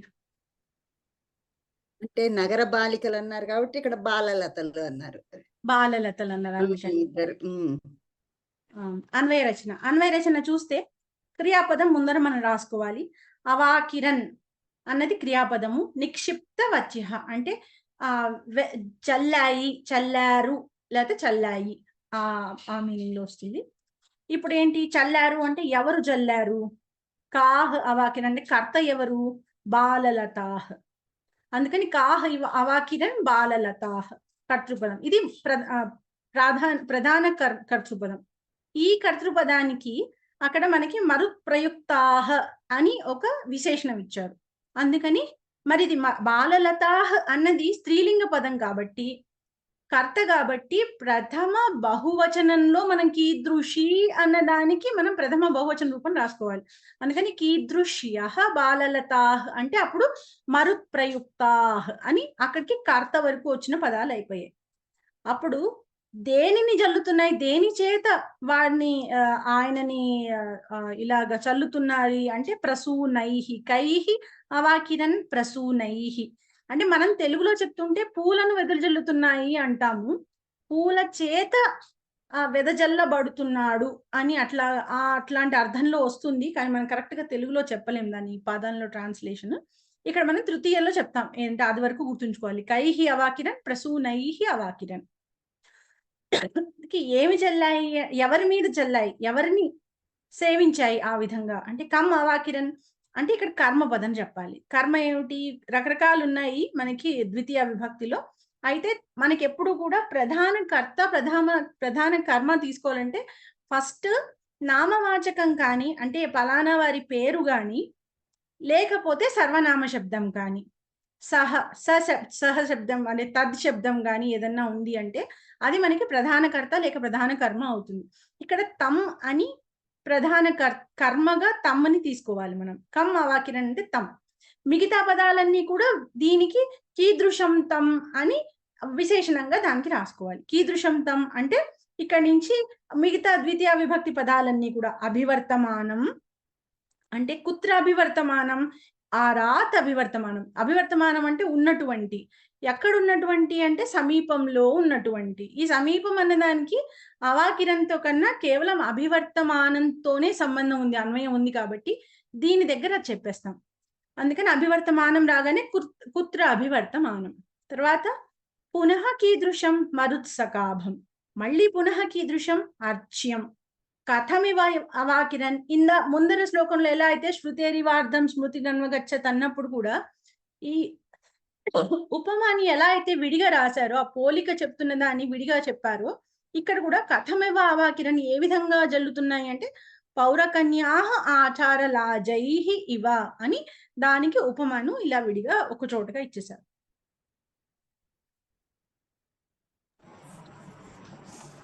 కాహ అని పౌరకన్యా అని అడగకూడదు మానే? అడగచ్చండి, అదే నేను చెప్తున్నా. ఇక్కడ మొత్తం కలిపి ఒకటిగా ఇచ్చేశారు ఈ మొత్తాన్ని, ఒక ఉపమానం కాబట్టి. అక్కడ కూడా మీరు చూస్తే ఆ శృతేరివార్థం శృతి నన్వగచ్చత్ అక్కడ కూడా ఏం చేశారంటే శృతేహ అర్థం స్మృతి ఇవ అని ఒక వాక్యంలో ఇచ్చేశారు. రాయకూడదని కాదు, బట్ అదంతా పోలికకు చెప్పిందే కాబట్టి మనకు అక్కడ కావ్యం అంటే అక్కడ శ్లోకంలో ఇంపార్టెంట్ పోలిక కన్నా చెప్పబడినది కాబట్టి ఈ పోలికనంతా ఒక చోట ఇచ్చేసారు అనమాట. ఉపమానాన్నంతా ఒక చోట ఇచ్చేసి ఉపమేయాన్ని మాత్రం విడివిడిగా చూపించారు. తర్వాత విశేష పద వివరణం చూస్తే మరుత్ ప్రయుక్తాః అన్న శబ్దం ఆకారాంతః మరుత్ ప్రయుక్తా శబ్ద స్త్రీలింగ ప్రథమా విభక్తి బహువచనం. బాలలతాకి ఇది విశేషణం కదా, అందుకని స్త్రీలింగ ప్రథమా విభక్తి బహువచనం. చ అన్నది అవ్యయం. తర్వాత మరుత్ సకాభం అనుంది. ఇదేంటంటే దిలీప మహారాజుకున్న విశేషణం ఇది, కానీ ద్వితీయ విభక్తిలో చెప్పారు, కర్మగా చెప్పారు. అందుకని అకారాంతః మరుత్ సకాభ శబ్ద పుంలింగ ద్వితీయ విభక్తి ఏకవచనం. తర్వాత తమ్ అన్నారు. తమ్ అన్నది యాక్చువల్ ఇక్కడ ప్రధాన కర్మ కాబట్టి దకారాంతః తద్ శబ్ద పుంలింగ ద్వితీయ విభక్తి ఏకవచనం. తర్వాత అర్చ్యం అన్నది అకారాంతః అర్చ్య శబ్ద పుంలింగ ద్వితీయ విభక్తి ఏకవచనం. ఇవన్నీ కూడా ఆయనకున్న విశేషణాలు కాబట్టి, దిలీప మహారాజుకున్నవి కాబట్టి అన్ని కూడా పుంలింగ ద్వితీయ విభక్తి ఏకవచనం. అవ్యయం ఆరాత్. తర్వాత అభివర్తమానం, మళ్ళీ అభివర్తమానం కూడా ఆయనకున్న విశేషణమే, అందుకని మళ్ళీ అకారాంతః అభివర్తమాన శబ్ద పుంలింగ ద్వితీయ విభక్తి ఏకవచనం. తర్వాత అవాకిరన్, ఇది క్రియాపదం, అందుకని ఉపసర్గ పూర్వక క్రూధాతు పరస్మైపది భూతకాలః అంటే లన్లకారం ప్రథమ పురుష బహువచనం. తర్వాత బాలలతాః అన్నది ఆకారాంతః బాలలతా శబ్ద స్త్రీలింగ ప్రథమా విభక్తి బహువచనం. తర్వాత ప్రసూనైః అన్నది అకారాంతః ప్రసూన శబ్ద నపుంసకలింగ తృతీయ విభక్తి బహువచనం. తర్వాత ఆచారలాజ, ఇది అకారాంతః ఆచారలాజ శబ్ద పుంలింగ తృతీయ విభక్తి. ఇది నిత్యం బహువచనం. అంటే దీన్ని ఏకవచనంలో అసలు ప్రయోగమే లేదు. ఇది గుర్తుంచుకోండి, నిత్య బహువచనం. ఇది నిత్య బహువచనాలు ఎప్పుడు బహువచనంలోనే వాడాలన్నమాట. ఇంకా అది ఏకవచనంగా వాడే అవకాశమే లేదు. తర్వాత అవ్యయం ఇవ అన్నది. తర్వాత పౌరకన్యాః, ఆకారాంతః పౌరకన్యా శబ్దః స్త్రీలింగ ప్రథమా విభక్తి బహువచనం. ఇక్కడికి పద వివరణమైంది. సమాసః మరుత్ప్రయుక్తా అనేది మరుతా ప్రయుక్త, మరుత్తు చేత ప్రయోగించబడినవైన. మరుతా ప్రయుక్తా తృతీయ తత్పురుష. మరుతా అనేది తృతీయ విభక్తి కాబట్టి మరుతా ప్రయుక్త తృతీయ తత్పురుష. ఇక్కడ మరుత అన్నది కరణమైంది, అంటే గాలి చేత ప్రయోగించబడినది.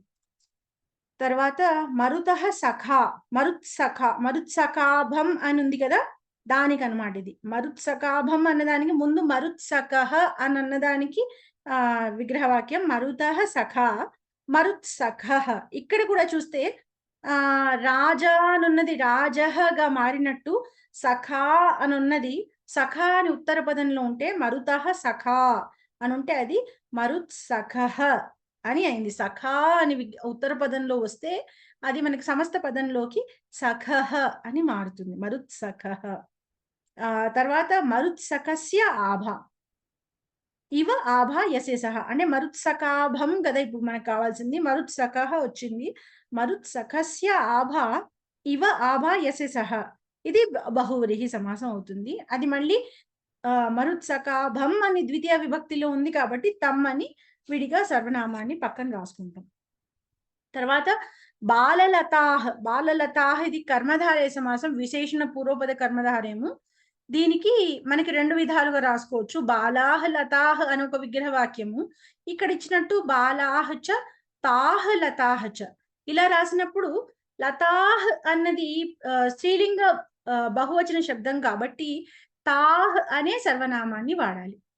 తర్వాత ఆచార లాజైహి అని ఉన్నప్పుడు ముందర ఇది ప్రథమ విభక్తిలో లేదు, తృతీయలో ఉంది కాబట్టి తైహి అనే సర్వనామాన్ని బయటికి తీసేసి ఆచార లాజాహ్, నిత్య బహువచనం అన్నారు కదా అందుకని ఆచార లాజాహ్ అనే బహువచన రూపాన్ని తీసుకుంటాం. అక్కడ ఆచారార్థాహ్ లాజాహ్ అంటే అందుకొరకు లాజ కాబట్టి ఇది చతుర్థీ తత్పురుష సమాసం. తర్వాత పౌరకన్యాః, పౌరకన్యాః మళ్ళీ ఇందాకట్లాగా విశేషణ పూర్వపద కర్మధారయ సమాసము. ఇది కూడా పౌరాహ కన్యాః లేకపోతే పౌరాహ చ తాహ్ కన్యాః చ, ఇలా రెండు విధాలుగాను విగ్రహవాక్యం రాసుకోవచ్చు. ఇది ఇక్కడికి ఇక్కడ తైహి తత్పురుషాలు అది తృతీయ కాదా, తైహి అని ఇచ్చాడుగా. ఆచారార్థం కాదు, తైహి అనేది మనకు సర్వనామం కదండి. మనకు అది యాక్చువల్ గా ఆచార లాజైహిలో చివరిలో తైహి అని ఉంది కదా, అది మనం ముందు పక్కకి తీసేస్తాం కదా, దానికితో సంబంధం లేదు. మనకి పూర్వపదంలో ఏ విభక్తి వస్తుంది అన్నదాన్ని బట్టి తత్పురుష సమాసం. అయితే పదం ఏ విభక్తిలో ఉంది అనేది చూసి ముందర ఆ సర్వనామాన్ని పక్కకి తీసేసి ప్రథమ విభక్తి పదానికి మనం విగ్రహవాక్యం రాసుకొని దానిలో ఇక్కడ ఆచారార్థాహ్ అని దేని కొరకు అనేది చెప్పారు కాబట్టి అది చతుర్థి అర్థం కాబట్టి కిమర్థం అని వచ్చింది కాబట్టి చతుర్థికి పోయింది మహోదయ, కిమర్థం కాబట్టి. మేడం ఒక డౌట్ అండి, ఎగ్జామ్ లో పద విభాగం అంటే పద విశ్లేషణ మొత్తం రాయాలా? ఇది పద విభాగం అంటే మీరు కేవలం పైన శ్లోకాన్ని సందులు లేకుండా విడదీసి రాయడమే. ఓకే, తర్వాత దాంట్లో సమాసాలు కూడా ఇంక్లూడ్ చేయాలా? సమాసాలు వాళ్ళు అడిగితే రాయండి, లేకపోతే రాయక్కర్లేదు. పద వివరణం కూడా వాళ్ళు ఇక్కడ అడగరండి, అది సపరేట్ క్వశ్చన్ గా అడుగుతారు. మీకు పద వివరణం అని కొన్ని ఇచ్చి వాటిల్లో చాయిస్ ఉంటుంది వాటికి కూడా. వాటిల్లో మీరు ఏంటంటే ఉదాహరణకి ఇక్కడ ఈ ఆచార లాజైహి అని ఇస్తారు, అందులో దానికి మీరు అది ఏ పదము, ఏ అంతము, ఏ విభక్తి ఇట్లాంటివన్నీ రాసుకోవాలి మీరు. ఎందుకంటే టైం సరిపోతుంది మేడం, పద విశ్లేషణము సమాసాలు లేదు, వాళ్ళు అసలు అన్వయ క్రమంలో వాళ్ళు అడిగేది కూడా ఏంటంటే పద విభాగము, అన్వయార్థం, తాత్పర్యం, అన్వయ క్రమం, ఇవి 4 రాయాలి మీరు అక్కడ. వాటిలో కూడా కొన్నిట్లో అన్ని అడగకపోవచ్చు, ఒక్కొక్కసారి పద విభాగం అడగకపోయినా కూడా మీరు రాసుకోండి. అది మీకేంటంటే అన్వయార్థం రాసేటప్పుడు అన్ని వచ్చాయా లేదా, అన్ని కవర్ అయ్యాయా లేదా అనేది మీకు తెలుస్తుంది. పద విభాగం జస్ట్ సంధి విడదీసుకొని మీరు రాసుకోవడమే కదా. అందుకని అవి రాసుకుంటే మీకు అది యూస్ఫుల్ గా ఉంటుంది. అంటే శ్లోకంలోనేమో పద విభాగము అన్వయ రచన అడుగుతున్నారు, సుభాషితంలోనేమో అన్వయార్థము ప్లస్ తాత్పర్యం అడుగుతున్నారు. అంతే, వాళ్ళు ఏం అడిగితే అది రాస్తే చాలు. నేను పద విభాగము వాళ్ళు అడగకపోయినా మీకు గుర్తు కోసం రాసుకోండి అంటున్నాను. మీరు పదాన్ని ఏది అన్వయ క్రమంలోనూ లేకపోతే అన్వయ రచనలో దేనిలోనూ కూడా పదం మర్చిపోకుండా ఉండడానికి పద విభాగం రాసుకోండి వాళ్ళు అడగకపోయినా అని మీకోసం చెప్తున్నాను. వాళ్ళు అడగకపోయినా రాయండి అని. మనం పేపర్ లోనే ఒక పక్కన రాసేసుకోవచ్చు. పక్కనక్కర్లేదు, మీరు డైరెక్ట్ గా ఆన్సర్ లో రాసేయచ్చండి, తప్పేం లేదు. అది పద విభాగ అని పెట్టేసుకుని అక్కడ రాసేసేయండి, ఏం పర్వాలేదు, తప్పేం కాదు. సరే మహోదయ్, చెప్పండి. ఇక్కడ మరుసఖాభం అని ఇచ్చింది కదా, ఈ సమస్త పదం ఇచ్చినప్పుడు అది షష్ఠిలో వస్తుందని ఎట్లా తెలుసుకోవాలి ఒకసారి చెప్పండి, నాకు ఇది అర్థం కావట్లేదు. ఇప్పుడు మరుతహ సఖా అన్నారు కదా, అంటే అక్కడ ఆ వాక్యాన్ని బట్టేనా, ఎలా అసలు ఎట్లా విభక్తులు ఎట్లా అదే ఇప్పుడు అక్కడ ఏంటంటే మరుత్సఖ అంటే గాలి యొక్క మిత్రుడు, అంతే కదా. గాలి యొక్క మిత్రుడు అంటే ఈ యొక్క ఉంది అంటే షష్ఠి తత్పురుషం మనకు అర్థమవుతుంది కదా. అయితే మరుత్ అనేది తకారాంత శబ్దం కాబట్టి మరుతహ, మనకి ఎలా అయితే శత్రు ప్రత్యయాల్లో మనకి మరుతహ అన్న రూపం వస్తుంది కదా. ఇప్పుడు పఠత్ శబ్దానికి పఠతహ అని వస్తుంది షష్ఠి తత్పురుష.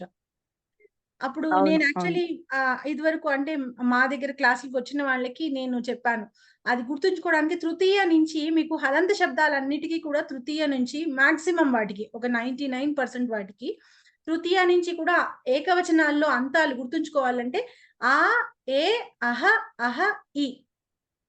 ఆ, ఏ, అహ, అహ, ఈ. మీరు శత్రంతాలు నేర్చుకుంటే మీకు ఆల్రెడీ వచ్చే ఉంటాయి. పఠన్ శబ్దం ఉందనుకోండి, పఠత అనేది తృతీయ, పఠతే ఆ, ఏ, పఠతః పఠతః పంచమి షష్ఠి, పఠతి సప్తమి. అలాగే ఇప్పుడు మరుత్ శబ్దం ఉందనుకోండి, మరుతా తృతీయ అవుతుంది, మరుతే ఆ, ఏ, మరుతే అనేది చతుర్థి అవుతుంది, మరుతః పంచమి, మళ్ళీ మరుతః షష్ఠి, మరుతి అనేది సప్తమి. అలా చాలా మటుకు ఈ హలంత శబ్దాలన్నిటికీ కూడా నకారాంతము, తకారాంతము, సకారాంతం, వీటి చాలా మటుకు వాటికి కూడా మీకు ఈ ఫార్ములా ఏకవచనాలన్నిటికీ పనికొస్తుంది. తృతీయ నుంచి సప్తమి వరకు ఆ, ఏ, అహ, అహ, ఈ. ఈ చిన్నది గుర్తుంచుకున్నారంటే మీకు హలంతాలకి అవి కొంచెం హలంతాలు మనకి మామూలు వాటికన్నా కొంచెం క్లిష్టంగా అనిపిస్తుంది మనం ఎక్కువ వాడకపోవడం వల్ల. అంటే ఏమన్నారు? ఆ అనేది తృతీయ అండి. తృతీయలో మీకు శత్రంత ప్రత్యయాల్లో మనం ఏం నేర్చుకున్నాం, పఠత అని కదా తృతీయ విభక్తి. పఠత అనేది మీకు నపుంసకలింగంలోను పుంలింగంలోను కూడా పఠత అయింది కదా. అందుకని ఆ, మళ్ళీ పఠతే అయింది చతుర్థి, అది ఏ. పంచమి షష్ఠికి పఠతః పఠతః, అందుకని అహ అహ అంటున్నాను నేను. ఈ పఠతి, ఈ వచ్చింది. అర్థమైందా? అర్థమైంది మ్యామ్. అస్తు. ఆ విధంగా ఇప్పుడు ఇక్కడ మరుత్ శబ్దం కాబట్టి మరుతః సఖ, మరుతు యొక్క స్నేహితుడు కాబట్టి మరుతః సఖ, మరుత్ సఖః. ఈ సఖా అని వచ్చినప్పుడు ఉత్తర పదంలో మనకి ఆ సమస్త పదంకి వచ్చేసరికి సఖః అవుతుంది. రాజా శబ్దం ఎలా అయితే రాజః అయిందని ఇదివరకు అనుకున్నాం కదా, ఆ విధంగా సఖా శబ్దము సఖః అవుతుంది. అలాగా మరుత్ సఖః అన్నదానికి మరుత్తః సఖా అని రాయాలి మనం.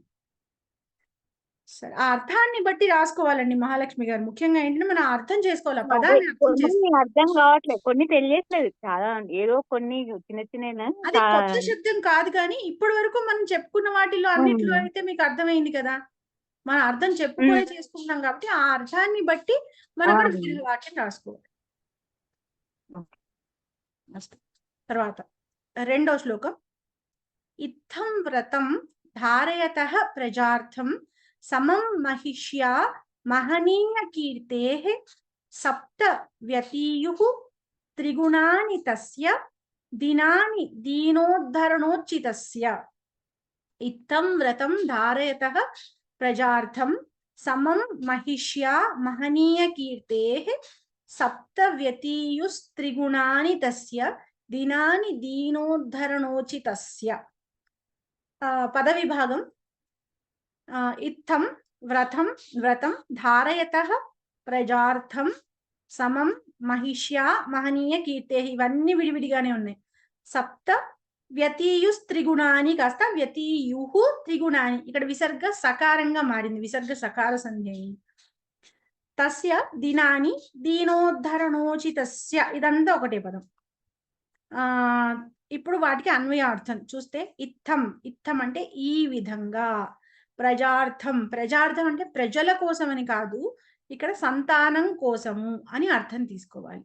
ప్రజ అంటే తన సంతానం కొరకు, సంతానం కోసము అని అర్థం. మహిష్యా సమం అంటే మహిషి అనే పదానికి, మహిషి అంటే పట్ట మహిషి అని అర్థం తీసుకోవాలి. మహిషి అంటే ఆ అర్థంలో కాదు, ఇక్కడ పట్ట మహిషి అన్న అర్థంలో తీసుకోవాలి. పట్ట మహిషితో పాటు రాణితో కలిసి, మహిషి శబ్దానికి ఈ కారణం కూడా మహిష్యా అనేది తృతీయ విభక్తి రూపం. మహిష్యా సమం అంటే రాణితో కలిసి, వ్రతం దీక్షను, ధారయతః ధరించినటువంటి, ఇది శత్రంత ప్రత్యయం చూసారా, ఇది చేపట్టిన, ధారయతః మహనీయ కీర్తే, ఇది షష్ఠీ విభక్తి అన్నమాట. ధారయన్ శబ్దానికి ధారయతః అనేది షష్ఠి. ఇందాక నేను చెప్పిన ఆ ఏ అహ ఈ ఉందా, దానిలో ఆ అహలో షష్ఠికి సంబంధించిన విసర్గ ధారయతః అయింది ఇక్కడ. ధారయతః చేపట్టినటువంటి, మహనీయ కీర్తే ప్రశస్తమైన కీర్తి కలవాడైన, దీనోద్ధరణోచితస్య దీనులను ఉద్ధరించుటయందే ఆసక్తి కలవాడైన. ఈ దీనోద్ధరణోచితస్య అన్నదానికి ధారయతః మహనీయ కీర్తే ఈ రెండు కూడా విశేషణాలు ఇక్కడ. అందుకని సంస్కృతంలో మనకి అవి షష్ఠి విభక్తి రూపాలలో కనిపిస్తున్నాయి. అయితే మనం తెలుగులో రాసేటప్పుడు ప్రతి శబ్దానికి షష్ఠి తగిలించము, కేవలం ఆ చివరి శబ్దానికి మాత్రమే షష్ఠి పెట్టి మిగతా అన్నిటికీ చేపట్టిన, కీర్తి గలవాడైన ఇలా రాసేస్తాం విశేషణాలన్నిటికీ కూడా. ఇంతకీ దీనోద్ధరణోచితస్య అనే శబ్దానికి ఈ ధారయతః మహనీయ కీర్తే రెండు కూడా విశేషణాలు. తస్య ఇది నిజమైన, ఇక్కడ మనకి దిలీప మహారాజు అనే ఈ తస్య శబ్దానికి ఈ దీనోద్ధరణోచితస్య కూడా విశేషణమే ఇక్కడ. ఈ దిలీప మహారాజుకు తన పనిలో త్రిగుణాని అంటే 3 సార్లు గుణించబడిన. త్రిగుణాని అంటే 3 గుణాలని కాదు, ఇక్కడ మనం తెలుగులో కూడా మల్టిప్లై చేయడాన్ని గుణించడము, 3 చేత గుణించడము అని వాడతాం, మనకి అది వాడుకలో ఉన్నదే. సో త్రిగుణాని అంటే 3 మార్లు, 3 రెట్లు అని అర్థం. 3 రెట్లు. సప్త 7, దినాని దినములు, 3 రెట్లు 7 దినాలు అంటే 3 × 7 21 అన్నమాట. వ్యతీయుహు గడిచినవి. ఈ విధంగా సంతానం కోసం రాణితో కలిసి దీక్షను చేపట్టిన, ప్రశస్తమైన కీర్తి కలవాడైన, దీనులను ఉద్ధరించుట ఎందే ఆసక్తి కలవాడైన ఈ దిలీప మహారాజుకు తన పనిలో 3 సార్లు గుణించబడిన 7 దినములు అంటే 21 రోజులు గడిచినవి. ఇది దీని అర్థం. తాత్పర్యం. ఏవం చక్రవర్తి దిలీపః పత్న్యా సుదక్షిణయా సహ వ్రతం గృహీతవాన్. ఈ విధంగా చక్రవర్తి అయిన దిలీప మహారాజు పత్న్యా సుదక్షిణయా సహ తన పత్ని అయినటువంటి సుదక్షిణతో పాటుగా వ్రతం గృహీతవాన్ వ్రతాన్ని స్వీకరించాడు. సంతాన ప్రాప్తి ఏవ తస్య ఉద్దేశః ఆసీత్. ఈ వ్రతం ఏమిటి అంటే సంతాన ప్రాప్తి కొరకే ఇది చేయబడినది, అదే తన ఉద్దేశము. సహ దీనానాం ఉద్ధారే సదా దత్త చిత్తః భవతి స్మ. ఆయన ఎప్పుడు కూడా దీనులను ఉద్ధరించాలి అనేటువంటి పనిలోనే సదా దత్త చిత్తః అంటే ఎప్పుడు ఆయన మనస్సుని నిలిపి ఉన్నటువంటి వాడు, ఉండేవాడు. భవతి స్మ అలా ఉండేవాడు. తస్య కీర్తి సర్వత్ర ప్రసృత ఆసీత్. ఇలా ఆయన నందిని ధేను వెనుక వెళ్ళడము, ఇలా సేవ చేయడము అవన్నీ ఉన్నా కూడా ఆయన ఎప్పుడు దీనులను ఉద్ధరిస్తాడు అన్న ఆ మాట వల్ల తస్య కీర్తి సర్వత్ర ప్రసృత ఆసీత్. ఆయన కీర్తి అన్ని దిక్కులలోనూ ప్రసృత ఆసీత్ వ్యాపించి ఉన్నది. ప్రతిదినం సహ నందిన్యాహ సేవాం కరోతి స్మ. ఈ విధంగా పైన చెప్పిన విధంగా ఆయన ప్రతిరోజు నందిని ధేనువును సేవిస్తూ ఉన్నారు. అంటే మన ఏమిటి ఆస్వాదవద్భిః కవలైస్తృణానాం ఆ శ్లోకంలో చెప్పారు కదా ఏ విధంగా సేవించారు అనేది, ఆ విధంగా సేవిస్తూ ఉన్నాడు. ఏవం 21 దినాని గతాని, ఈ విధంగా 21 రోజులు గడిచినవి. అన్వయ రచనలో చూస్తే మళ్ళీ మనం క్రియాపదాన్ని ముందు పట్టుకోవాలి. వ్యతీయుహు అనేది క్రియాపదం, వి ప్లస్ అతీయుహు అన్నమాట. అతీయుహు అన్నది అతి ప్లస్ యుహు, మళ్ళీ అతి ప్లస్ యుహు, మళ్ళీ ఇక్కడ కూడా ఇణిగతో ధాతునే. యానం ప్రయాణం, మన ఆనోభద్ర యంతు అన్న చోట చెప్పుకున్నాం కదా, ఆ ఇణిగతో ధాతునే ఇక్కడ కూడా. వి ప్లస్ అతి, వి అతి రెండు ఉపసర్గలతో కూడిన ఏణు ధాతు. వి అతి రెండు ఉపసర్గలతో కూడిన ఏణు ధాతు, దానికి ఇది లిట్లకార రూపం, పరోక్ష భూతకాలం అన్నమాట. సరే, ఇంతకీ వ్యతీయుహు అనేది క్రియాపదము, గతాని అని అర్థము. అయితే గతించినవి, ఏమి గతించినవి? దినములు గతించినవి. కాని వ్యతీయుహు దినాని, ఇక్కడ కర్త ఏమైంది? దినములు కర్త అయిపోయింది, అంటే అన్ని రోజులు గడిచాయి అని చెప్తున్నాం. ఇప్పుడు గడిచాయి అంటే ఏమిటి గడిచింది అంటే దినములు గడిచాయి. ఎన్ని దినములు గడిచాయి? కతి దినాని? 7 దినాని. కీదృశాని 7? త్రిగుణాని 7, అంటే 7 రోజులు గడిచాయి. ఎటువంటి 7 రోజులు అంటే 3 రెట్ల 7 రోజులు. త్రిగుణాని 7 అంటే 21 రోజులు మొత్తానికి. కస్య దినాని? తస్య దినాని, అంటే తస్య ఆయన యొక్క దినాలు. అంటే ఇప్పుడు దిలీప మహారాజు యొక్క రోజులు వేరే, సుదక్షిణాదేవి యొక్క రోజులు వేరే, అలా ఉండవు. అయితే ఆయన యొక్క రోజులు గడిచాయి అంటే ఏంటి? ఆయన ఈ విధంగా 21 రోజులు గడిపాడు అని అర్థం. అక్కడ ఆయన ఇదే పనిలో 21 రోజులు ఇలా గడిపాడు అని అర్థం. అందుకని తస్య దినాని అంటే ఈ విధంగా ఆయనకు 21 రోజులు గడిచాయి. తర్వాత కీదృశస్య తస్య, ఇప్పుడు ఆయనకున్న విశేషణాలన్నీ రాయాలి. కీదృశస్య తస్య దీనోద్ధరణోచితస్య, పునః కీదృశస్య మహనీయ కీర్తేః, పునః కీదృశస్య ధారయతః, అంటే ధరించినటువంటి, చేపట్టినటువంటి. ఇప్పుడు ఇంతకీ ఏమి ధరించాడు, ఏమి చేపట్టాడు? వ్రతం ధారయతః. కిం ధారయతః? వ్రతం ధారయతః. కయా సమం ధారయత, అంటే ఎవరితో పాటు ఈ వ్రతాన్ని చేపట్టాడు? మహిష్యా సమం, అంటే ఆయన పట్టమహిషితో పాటుగా. కిమర్థం ధారయత, ఇంతకీ ఎందుకు చేపట్టాడు? ప్రజార్థం, సంతానం కొరకు. కథం ధారయతః, ఏ విధంగా? ఇత్థం అంటే ఈ విధంగా. ఇత్థం అని మొదట్లో శ్లోకం మొదట్లో ఉంది కదా, దానికి కథం ధారయత, ఇత్థం ధారయత. ఇది తస్య కర్మపదం అనుకోవచ్చా భగిని? తస్య కర్మపదం కాదండి. వ్రతం కర్మ ఖచ్చితంగా ద్వితీయలో ఉండాల్సింది. అదే ద్వితీయలో ఉండాలి. అన్ని విశేషణాలు మరి ఆయనకే ఉన్నప్పుడు ఆయన ఎట్లా తీసుకోవాలి మనం? విశేషణాలు ఉన్నంత మాత్రమే కర్త కర్మ అవ్వాలని కాదు. అతని యొక్క దినాలు, అంటే అతనికి ఈ విధంగా గడిచింది అని చెప్తున్నాం. దినాన్ని కర్మ ఏం తీసుకోవాలి అని ఇక్కడ? కర్మ ఏమి లేదు అసలు, ఇక్కడ కర్మపదం లేదు. అధ్యాహారం అనుకోవాలని. అదే అధ్యాహారం. వ్రతం చేసి అకర్మక క్రియాపదం కూడా అయి ఉండొచ్చు కదా, అకర్మకం అయి ఉండొచ్చు. అవును, సరే అమ్మా. పద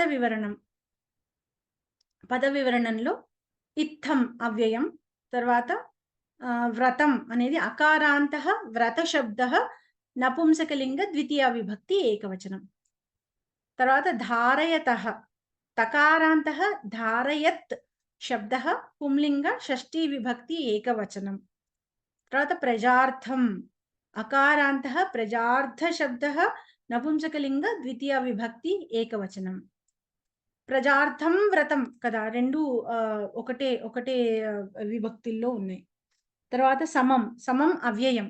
తర్వాత మహిష్య ఈకారాంతః మహిషీ శబ్దః స్త్రీలింగ తృతీయ విభక్తి ఏకవచనం.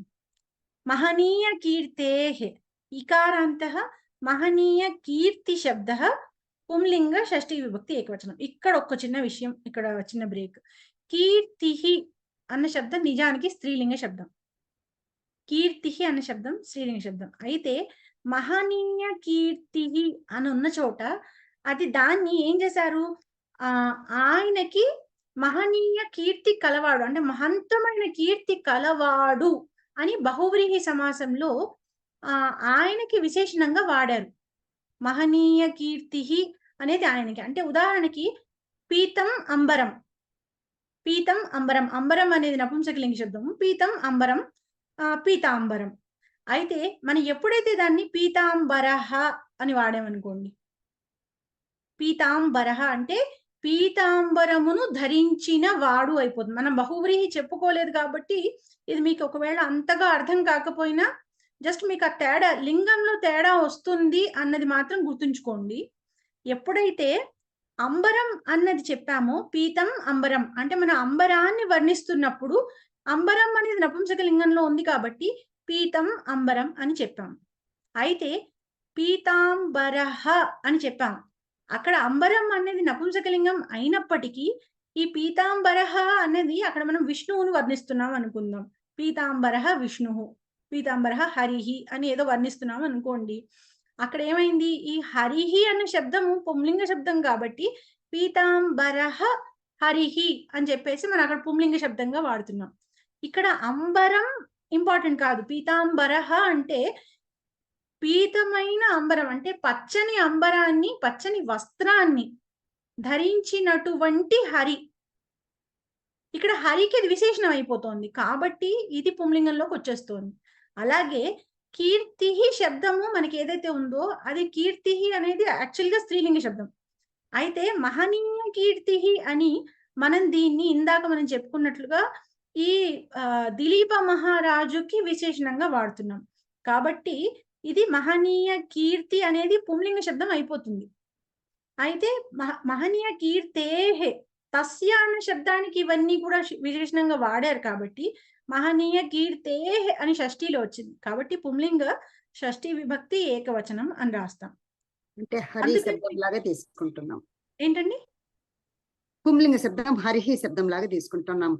పుంలింగ శబ్దం ఇప్పుడు ఏంటి, మనకి దిలీప మహారాజుకి విశేషణం అయిపోయింది కాబట్టి మహనీయ కీర్తి అని పుంలింగ వచ్చేసింది. నిజానికి కీర్తి శబ్దము స్త్రీలింగం అయినప్పటికీ మహనీయ కీర్తి అనేది పుంలింగ శబ్దం అయిపోయింది. అంటే నిజానికి మనకి కీర్తి అనేది స్త్రీలింగం, పుంలింగం అనేది మతిహి కూడా స్త్రీలింగము. ఇది ఇకారాంత స్త్రీలింగమే కానీ అది ఈ ఇకారాంతం హ్రస్వం ఉంటుంది, విసర్గ ఉంటుంది. హరిహి కూడా ఇకారాంతమే, విసర్గ ఉంటుంది కానీ అది పుంలింగం అవుతుంది. కానీ కీర్తి అనేది ఇక్కడ స్త్రీలింగం అయినప్పటికీ మహనీయ కీర్తి అని మనం ఎప్పుడైతే మనం దీన్ని ఆయనకి విశేషణంగా వాడామో దిలీప మహారాజుకి, ఇక్కడిది పుంలింగ శబ్దం అయిపోయింది. దానికి కింద మీరు సమాసంలో చూడండి, మహనీయా కీర్తి యస్య సహ అయింది. అంటే కీర్తి స్త్రీలింగం కాబట్టి గొప్పదైనటువంటి కీర్తి అని అక్కడ స్త్రీలింగం మహనీయా అని స్త్రీలింగ ప్రత్యయం యాడ్ చేశారు. మహనీయా కీర్తి యస్య సహ. మళ్ళీ అది ఎవరిది అనేది మళ్ళీ అది దిలీప మహారాజుది కాబట్టి యస్య సహ అని పుంలింగ ప్రత్యయాలు వాడు. ఆ విధంగా మనం కొంచెం ఈ లింగ వచనాల్ని సమాసాల్లో జాగ్రత్తగా చూసుకుంటూ ఉండాలి. సరే, తర్వాత సప్త శబ్దం నకారాంత సప్తన్ శబ్ద త్రిలింగక నపుంసకలింగ ప్రథమా విభక్తి నిత్యం బహువచనం. సప్త అనేది ఎప్పుడు బహువచనమే కదా, ఏకవచనం ద్వివచనంలో అవకాశం లేదు కదా సప్తకి. అలాగే వ్యతీయుహు వి అతి ఉపసర్గ ద్వయ పూర్వక అంటే రెండు ఉపసర్గాలతో కూడి ఉన్న ఎణి ధాతు పరస్మైపది భూతకాల లిట్ లకార ప్రథమ పురుష బహువచనం. తర్వాత త్రిగుణాని అన్నప్పుడు అకారాంత త్రిగుణ శబ్ద నపుంసకలింగ ప్రథమ విభక్తి బహువచనం. ఈ దినానికి త్రిగుణాని అన్నది విశేషణం కాబట్టి దినానికి సంబంధించిన నపుంసకలింగ ప్రథమ విభక్తి బహువచనమే ఇక్కడ కూడా దీనికి కూడా వస్తుంది, త్రిగుణాని అన్నది కూడా. తర్వాత తస్య అనేది దకారాంత తజ్శబ్దం పుంలింగ షష్ఠీ విభక్తి ఏకవచనం. తర్వాత దినాని అకారాంత దిని శబ్దం నపుంసకలింగ ప్రథమా విభక్తి బహువచనం. తర్వాత దీనోద్ధరణోచితస్య అకారాంతః దీనోద్ధరణోచిత శబ్దః పుంలింగ షష్ఠీ విభక్తి ఏకవచనం. సమాసాలు చూస్తే మహనీయా కీర్తి యస్య సహ తస్య, మహనీయ కీర్తే కదా, అందుకని షష్ఠీ విభక్తి ప్రత్యయాన్ని ముందు పక్కకు తీసేసి మహనీయ కీర్తి అన్నదానికి మహనీయా కీర్తి యస్య సహ తస్య అని వస్తుంది, అది బహువ్రీహి సమాసం. తర్వాత దీనోద్ధరణోచితస్య అన్న దానిలో కూడా మళ్ళీ షష్ఠి ఉంది, సో తస్యాని ముందు విడిగా తీసేసాము. దీనోద్ధరణోచితః అయింది అక్కడికి పదము. దానికి దీనానాం ఉద్ధరణం దీనోద్ధరణం, అది షష్ఠీ తత్పురుష. తర్వాత దీనోద్ధరణే ఉచితః, అది సప్తమి తత్పురుష, దీనోద్ధరణంలో ఉచితులు అని, అందుకని అక్కడ సప్తమి తత్పురుష అయిపోయింది. ఈ విధంగా ఈ రెండో అన్వయ క్రమ శ్లోకం కూడా పూర్తయింది. ఇక్కడ ఆఖరి పేజీలో 60 ఒకటే సమాస పదాన్ని షష్ఠి సప్తమి రెండింటిలో మస్ట్ గా చూపించాలి కదా. ఎందుకంటే అవి 3 పదాలు కలిపి ఉన్నది కదా, దీనోద్ధరణ ఉచిత 3 పదాలు కలిపి దీనోద్ధరణోచితస్య అయింది. అందుకని 2 పదాలకు ఒక్క సమాసం ఉంది. అంటే దీనులను ఉద్ధరించేవాడు దీనోద్ధరణం అంటే దీనులను ఉద్ధరించడం. ఈ దీనులను ఉద్ధరించడంలో ఉచితమైనటువంటి వాడు, అందుకని దీనులను ఉద్ధరించడం అన్నది ఒకటి, దీనోద్ధరణలో ఉచితమైనటువంటి వాడు అన్నది ఒకటి. రైట్. అది తర్వాత 67వ పేజీలో మొత్తం పాఠం మొత్తంలోంచి ప్రశ్నలు ఉన్నాయి. 67వ పేజీలో కీదృశః మనుష్యః సాక్షాత్ పశుః, ఇందాక చెప్పని వాళ్ళు ఎవరన్నా ఉన్నారా? నేను ఉన్నాను మేడం. చెప్పండి మహోదయ. విద్యా కళా విహీనః పశుః. విద్యా లేదు అక్కడ. సాహిత్య సంగీత కళా విహీనః. ఉత్తమం ఉత్తమం మహోదయ, అంతే. శివః కయా తుష్టః అభవత్, చెప్పండి మహోదయ ఉమాసుందరి గారు.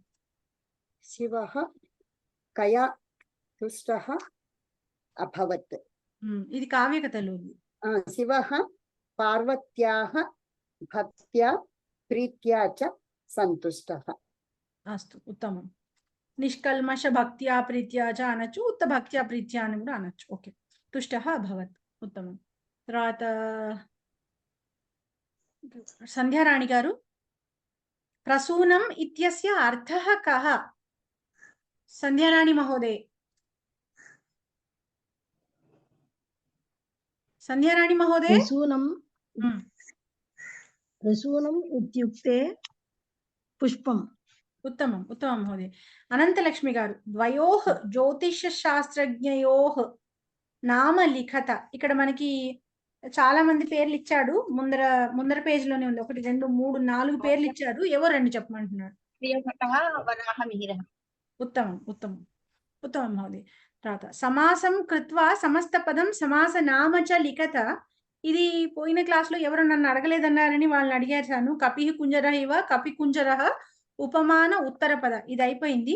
తర్వాత 2 నుంచి చరమః చ అసౌ శ్లోకః చ. ఉదయలక్ష్మి గారు.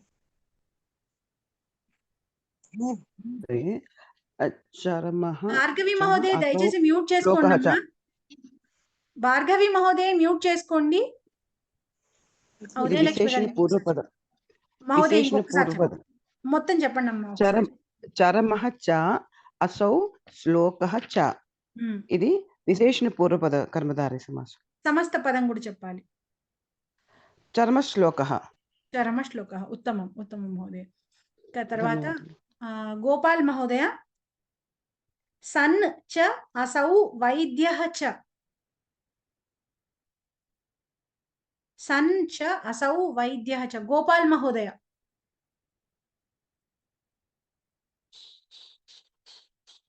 సన్ చ అసౌ వైద్య చ.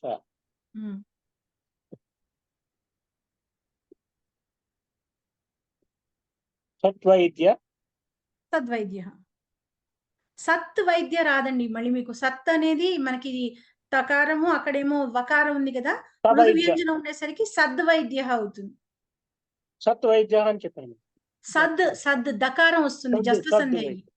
సద్వైద్య జస్వసన్ ఉంది జస్వసన్ ఉంది కాబట్టి. అప్పుడు ఎలా ఒకసారి ఎక్స్ప్లెయిన్ సన్న అనేది సత్తే మహోదయ, ఇది ఒకసారి ఎక్స్ప్లెయిన్ చేయరా? ఒక్క నిమిషం మహాలక్ష్మి గారు, ఒక్క నిమిషం ఆగండి, ఒక్క నిమిషం మీరు ఆగండి మహోదయ, ఒక్క నిమిషం. గోపాల్ గారు మీరు అది నామం సమాస నామం కూడా చెప్పేసేయండి. సద్వైద్య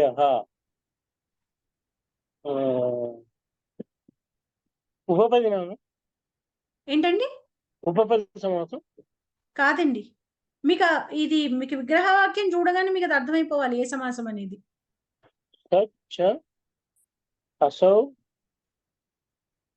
నీలం చ తతుత్పలం చ. విశేషణ పూర్వపదం. అంతే, సద్వైద్య అంటే మంచి వైద్యుడు కదండి. విశేషణ పూర్వపదం, సారీ విశేషణ పూర్వపదం. ఇప్పుడు మహాలక్ష్మి గారు మీరు అడగండి, ఏమిటో అడుగుతున్నారు, నాకు వినిపించలేదు కరెక్ట్ గాను. ఏదో దృష్టిలో సన్న అనేది కత్తి ఎలా అయింది నాకు గుర్తు రావట్లేదు. ఎలా అదా సన్ అనేది ఏంటంటే మీకు అక్కడ సత్ ప్లస్ వైద్య అన్నమాట. అది పుంలింగం కాబట్టి సన్ అన్న రూపం వస్తుంది. మహోదయ పుంలింగం కాబట్టి సన్ అన్న రూపం వచ్చింది. సత్తు సన్న అయిందా? ఎలా? పుంలింగం కాబట్టి, వైద్య అనేది పుంలింగం కాబట్టి సన్ అన్న రూపం వచ్చింది. అంటే ఎలా చెప్పాలి మీకు, మహత్ శబ్దం మహత్ మహాన్ అయిందా, ఓకే, తకారం నకారం అయింది కదా. ప్రాతిపదికమా ఏంటి మరి? అంటే ఈ సన్ ప్రాతిపదికమా మహోదయ? సన్ ప్రాతిపదికమా? ఇప్పుడు సత్ ప్రాతిపదికం. విగ్రహ వాక్యంలో మనం ఎప్పుడు కూడా ప్రథమ విభక్తి పదాలు రాస్తాం. సన్ అనేది ప్రథమ విభక్తి పదం. ఇప్పుడు మహాన్ అన్నది ఎలా అయితే ప్రథమ విభక్తో మహత్ శబ్దానికి, అయితే మీకు సమస్త పదంకి వచ్చేసరికి మనం ప్రాతిపదికలు రాస్తాం కదా, మహత్ అనే ప్రాతిపదిక. అలాగే ఇక్కడ సత్ అనే ప్రాతిపదిక వచ్చింది. సత్ ప్లస్ వైద్య అవ్వాలి నిజానికి. అయితే సంధి ఎక్కడైతే అవకాశం ఉందో ఖచ్చితంగా సమస్త పదంలో సంధి చేసే రాయాలి అని మనం సమాసం రూల్స్ చెప్పుకున్నాం. ఇక్కడ సత్ ప్లస్ వైద్య అన్నప్పుడు వకారం అనేది మృదు వ్యంజనం కాబట్టి ఈ తకారం కాస్త దకారంగా మారుతుంది జస్వ సంధి వల్ల. వా అనేది మృదు వ్యంజనం కాబట్టి, అందుకని సత్ ప్లస్ వైద్య సద్ వైద్య అయిపోయింది.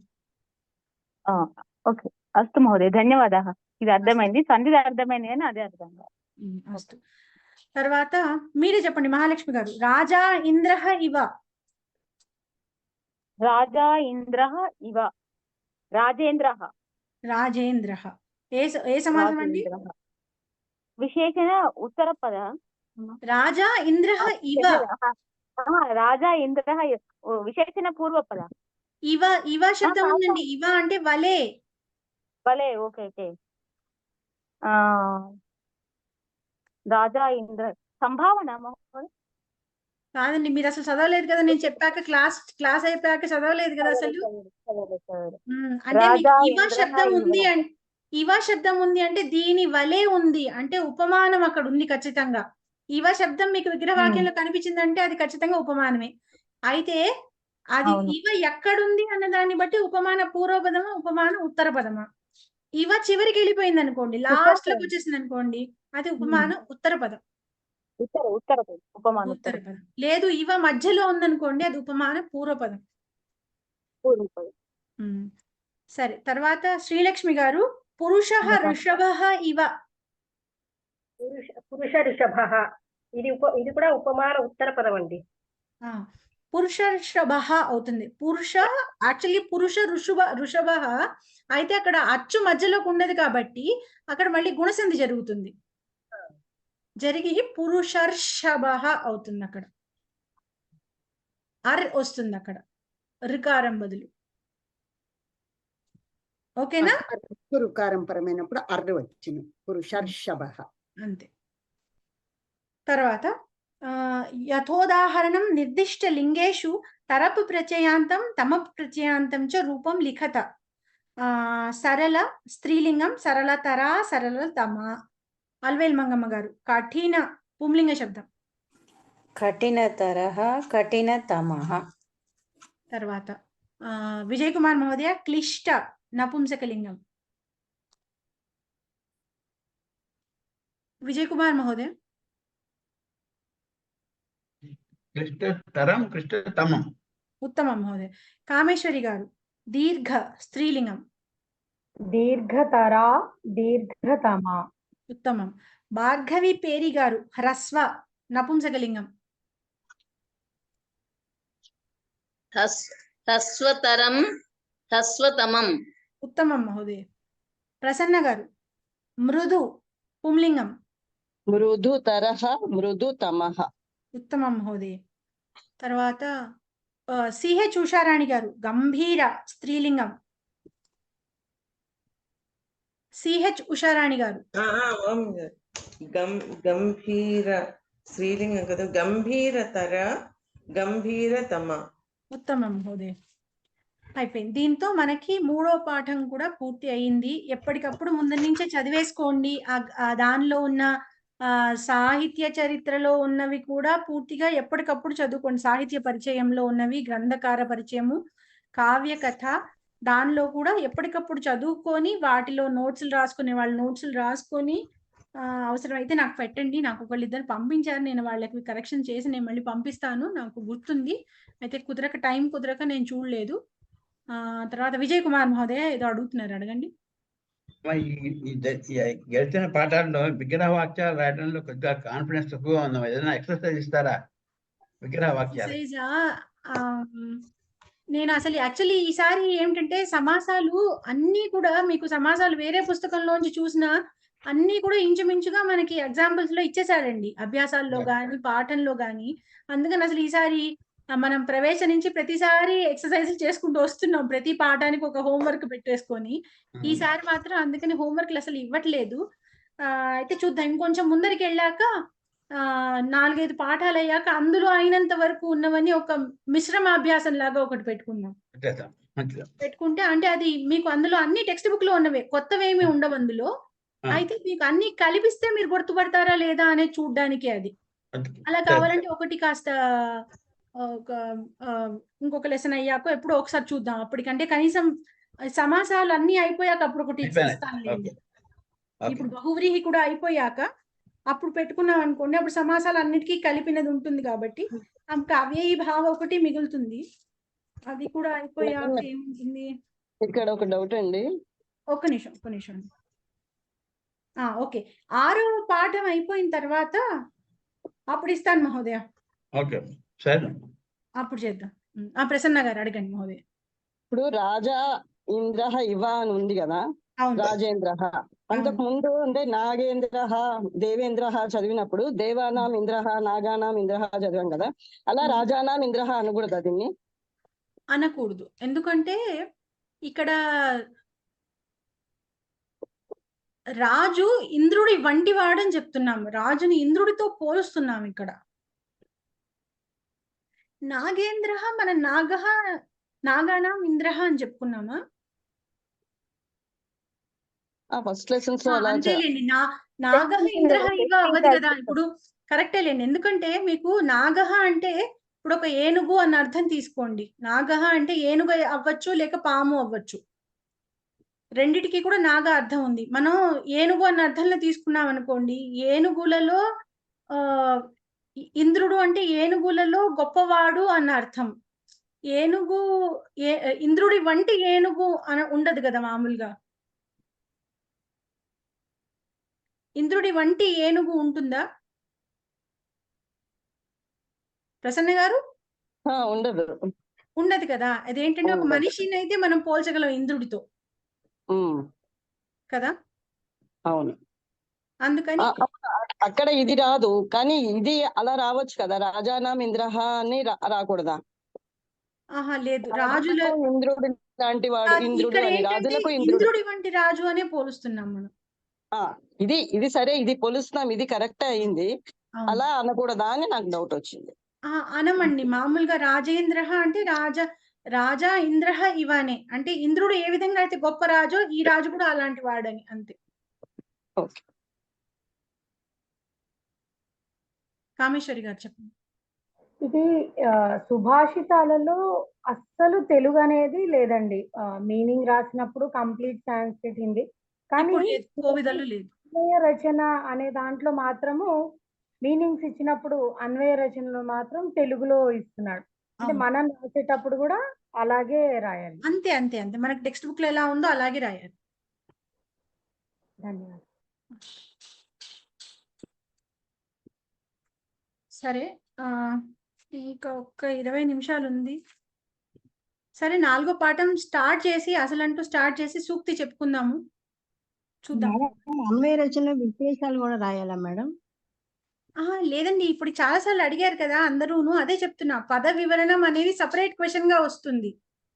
అది మనం అడగరు. అన్వయ రచన రాసేటప్పుడు దాన్ని ఇక్కడ అడగరు. ఒకవేళ అడిగితే రాయండి, కానీ అడగరు. అది సపరేట్ క్వశ్చన్ అంతే. అది ఇంకొకటి సమాసాలు కూడా సమాసంలో వస్తే విడిగా అడిగితే సమాసంలో ఇప్పుడు మహనీయ కీర్తే అన్న సమాసం అడిగారు అనుకోండి, అప్పుడు రాయండి. అంతేగాని ఈ అన్వయ రచన రాయమన్నప్పుడు రాయాలని ఎక్స్పెక్ట్ చేయరు. అక్కడ మనకు కావాల్సినవి ఏంటంటే పద విభాగము, అన్వయార్థం, తాత్పర్యము, అన్వయ రచన, ఈ 4 వరకే అక్కడ అడిగేవి. వాటిల్లో కూడా కొన్ని తగ్గించి అడుగుతున్నారని ఇందాక మీ వాళ్ళు చెప్పారు కదా, ఇప్పుడు క్లాస్ లో ఇందాక చెప్పుకున్నాం. సో ఆ విధంగా పద విభాగం, అందుకని పద వివరణము సమాసం అనేది అక్కడ మనం రాయాల్సిన అవసరం ఉండదు. అయితే మనకు అవి సపరేట్ క్వశ్చన్స్ ఉన్నాయి కాబట్టి అక్కడ అడగచ్చు వీటిల్లోంచి పదాలు. ఇప్పుడు సమాసాలు అని ఇచ్చినప్పుడు మన ఈ గ్రామర్ లో ముందర మనం చెప్పుకుంటున్న సమాసాలే కాకుండా ఈ అన్వయ క్రమం ఉన్న శ్లోకాల్లో ఉన్న సమాసాలు కూడా అడిగే అవకాశం ఉంది. అది ఓకే మ్యామ్, థ్యాంక్ యూ. ఇది అమ్మా రఘువంశ శ్లోకాల్లో వచ్చినటువంటి మన సమాసాలు ఉన్నాయి కదా, 3-4 పదాలతో కలుపుకొని అట్లాంటివి డిఫరెంట్ కాంటెక్స్ట్ లో ఇస్తారని విన్నాం. కరెక్టేనమ్మా? అది రిఫరెన్స్ టు కాంటెక్స్ట్ లోనా? ఈ సమాసాలనా? అలా ఎలా ఇస్తారండి? అదే నాకు అర్థం. సమాసాల్లోనే ఇస్తారు. సమాసాల్లో ఇచ్చే అవకాశం ఉంది. ఇప్పుడు పీత ప్రతిబద్ధ వత్సాం అని సమాసం రాయమని అడగచ్చు. అక్కడ రాస్తాం, అది పర్వాలేదు. శ్లోకంలో 2వ పాదంలో లాస్ట్ ఫ్యూ వర్డ్స్ ఇచ్చి రెఫరెన్స్ టు కాంటెక్స్ట్ ఇచ్చే పాసిబిలిటీ ఉందని చెప్పినారండి. లేదండి, ఎప్పుడు అలా రాలేదు. ఎక్కడన్నా తెలియదు మేడం. లేదండి, ఇంతవరకు అయితే రాలేదు ఎప్పుడు. సరే అమ్మా, అయితే సరే. సరే, 4వ పాఠం 69వ పేజీ. యాంతి న్యాయ ప్రవృత్తస్య తిర్యంచోపి సహాయతాం. యాంతి న్యాయ ప్రవృత్తస్య తిర్యంచోపి సహాయతాం. ఇది మనకి రామాయణం గురించి చెప్పేటప్పుడు చెప్పే శ్లోకం. ఇది రామాయణం యొక్క గొప్పతనము, రాముడి యొక్క గొప్పతనం ముఖ్యంగా చెప్పేటప్పుడు చెప్పే శ్లోకంలో మొదటి పాదం ఇది. ఇది మనకి ప్రవేశ పుస్తకంలో మీకు గుర్తున్నట్టయితే రామాయణం గురించి ఎక్కడైతే ఇచ్చారో అక్కడ ఈ శ్లోకం పూర్తిగా ఇచ్చారు. యాంతి న్యాయ ప్రవృత్తస్య. మొన్న శిక్షాలో కూడా ఇచ్చినట్టున్నారు మేడం ఒకటి. మంచిది, ఓకే, గుర్తుంటే మంచిది. సరే, ఎనీవే నేను ఒకవేళ గుర్తుండకపోయినా ఉంటుందని రెండో పాదం కూడా నేను చెప్తున్నాను, దాని అర్థం కూడా చెప్తాను తర్వాత మాట్లాడు. యాంతి న్యాయ ప్రవృత్తస్య తిర్యంచోపి సహాయతాం అపంథానం తు గచ్చంతం సోదరోపి విముంచతి.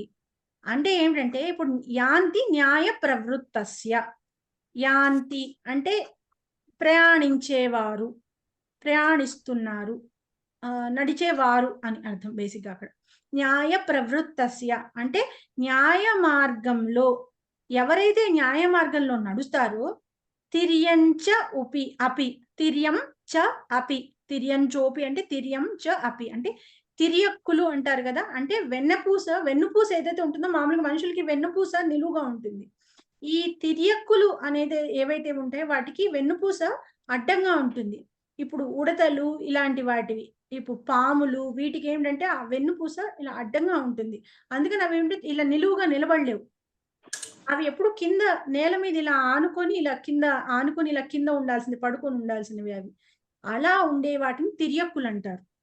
ఆ తిర్యం చ అపి సహాయతాం అంటే ఎవరైతే న్యాయ మార్గంలో నడుస్తారో వారికి ఇటువంటి తిర్యక్కులు కూడా అంటే వెన్నుపూస అడ్డంగా ఉన్న ప్రాణులు కూడా సహాయపడతాయి. అంటే వాటికి నిజానికి ఈ బుద్ధి అలాంటివి ఏమి ఉండవు, అయినా కూడా అవి తెలియకపోయినా కూడా అలాంటివి కూడా సహాయపడతాయి. ఇప్పుడు ఉడత భక్తి అని మనం చెప్పేసి మనం చెప్పుకుంటూ ఉంటాం. ఉడతలకి వాటికి ఏమి జ్ఞానం ఉందని అప్పుడు రాముల వారికి సహాయం చేసింది సముద్రం మీద ఇవి సేతు కట్టడానికి, ఆ విధంగా అన్నమాట.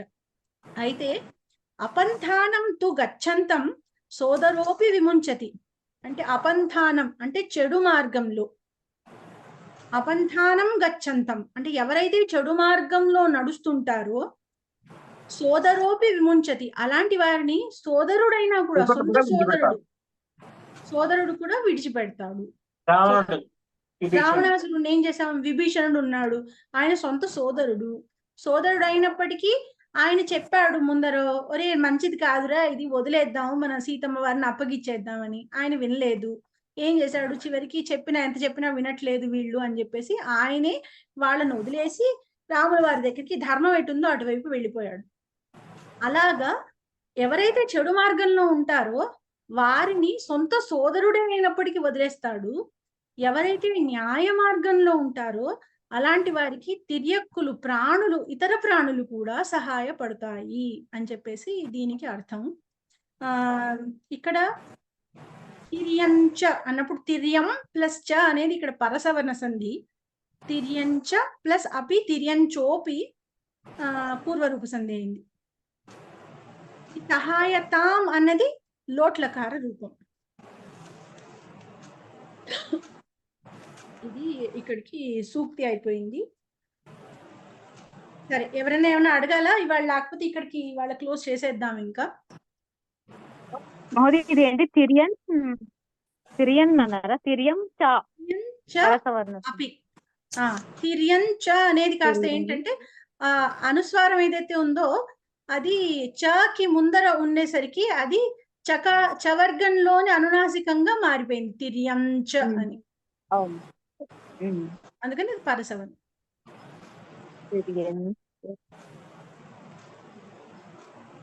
కామేశ్వరి గారు, మనం ఇప్పుడు కావ్య కథలో ప్రశ్నలు నేర్చుకుంటాము, అంటే ఎక్కడి నుంచి వచ్చినా రాయగలిగేటట్టు. మళ్ళీ ఈ సంస్కృత పరిచయంలో కవుల గురించి 5-10 లైన్లు ఓన్ గా రాయాలా మేడం మనం? అంటే ఇందులో ఉన్నవి చాలండి, పుస్తకంలో ఉన్నవి చాలు, మీరు బయట నుంచి వెరిఫై తీసుకోకర్లేదు. బాగా పెద్దగా ఇచ్చాడు కదా, దాన్ని కొంచెం తగ్గించులా గానీ అలా ఏదైనా కొంచెం తగ్గించుకుని రాసుకోవచ్చా మేడం? రాసుకోవచ్చు. అవును, అంటే చాలా పెద్దగా ఇచ్చాడు కదా 20. అన్ని అక్కర్లేదు, ఇంపార్టెంట్ పాయింట్స్ రాసుకోండి. కానీ మాన్య ఇక్కడ ఫుల్ సెంటెన్స్ రాయాల, మాతా పిత కాలహ అట్లా పెట్టేసి ఇచ్చిన ఊరికే రాయండి, పూర్తి వాక్యం రాయండి. పూర్తి వాక్యమే రాయమంటారా? అంటే అక్కడ వాళ్ళు యాక్చువల్లీ మిమ్మల్ని టెస్ట్ చేసేదే మీ వ్యాకరణ జ్ఞానం ఎలా ఉంది, వాక్యం పూర్తిగా రాయగలుగుతున్నారా లేదా అనేది. అంటే అక్కడ వాళ్ళు మీ మెమరీని టెస్ట్ చేయట్లేదు, అక్కడ వాళ్ళు చేస్తున్న మీకు విషయాన్ని చెప్తున్నారు, మీరు దాన్ని వాక్యంలో సరిగ్గా రాయగలుగుతారా లేదా మీ సొంత భాషలో అనేది టెస్ట్ చేస్తున్నారు. అక్కడ క్వశ్చన్ లో కూడా టైం ఉండదు కదా, అంత టైం ఉండదు కదా, చాలా సరిపడా ఉంటుందండి. కోవిదల్లో మనకి టైం సరిపోతుంది, మనకి టైం సరిపోకపోవడం అనేది శిక్షలోను పరిచయలోను జరుగుతుంది, కానీ కోవిదకి మనకి శుభ్రంగా టైం సరిపోతుంది.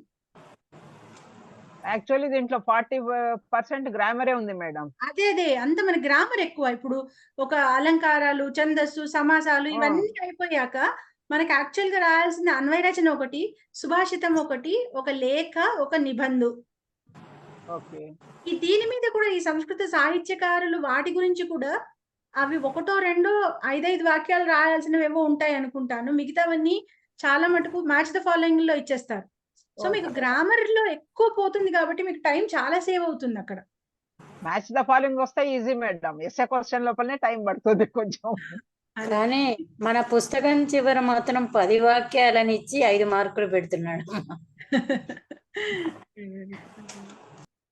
అలా ఉండదు. మామూలుగా కొంచెం లిబరల్ గానే ఉంటుంది. ఎక్కువ మ్యాచ్ ద ఫాలోయింగ్ లోనే ఎక్కువ ఇస్తున్నారు ఈ మధ్య. కొనుక్కొని మాత అనేసి పిత అనేసి జన్మ అలా రాయకూడదు. నివాసం అట్లా లేదు, పెట్టేసి లేదు, అట్లా వాక్యం పెట్టేస్తే రాయాల్సింది.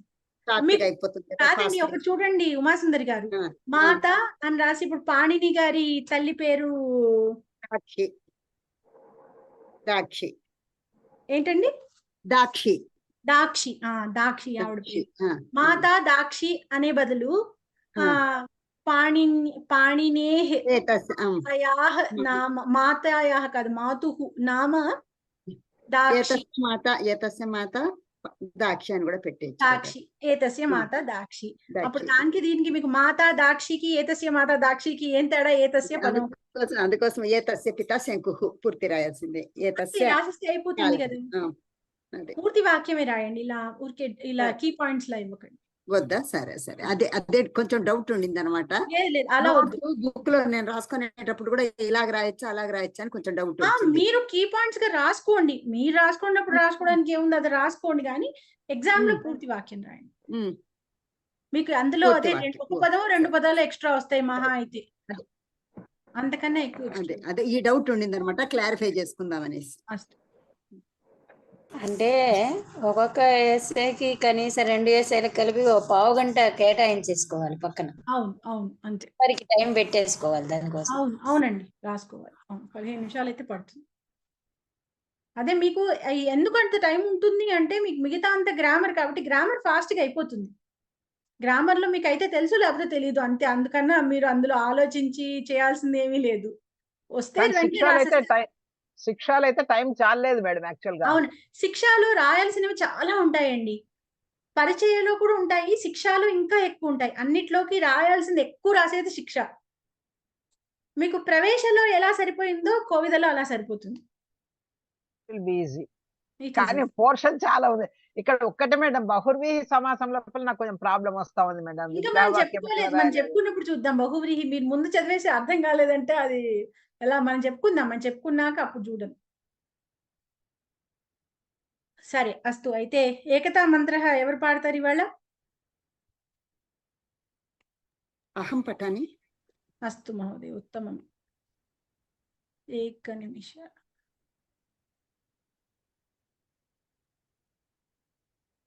గాయత్ మహోదయ. యం వైదికా మంత్రదృశః పురాణాః ఇంద్రం యమం మాతరిశ్వాన్నమాహుః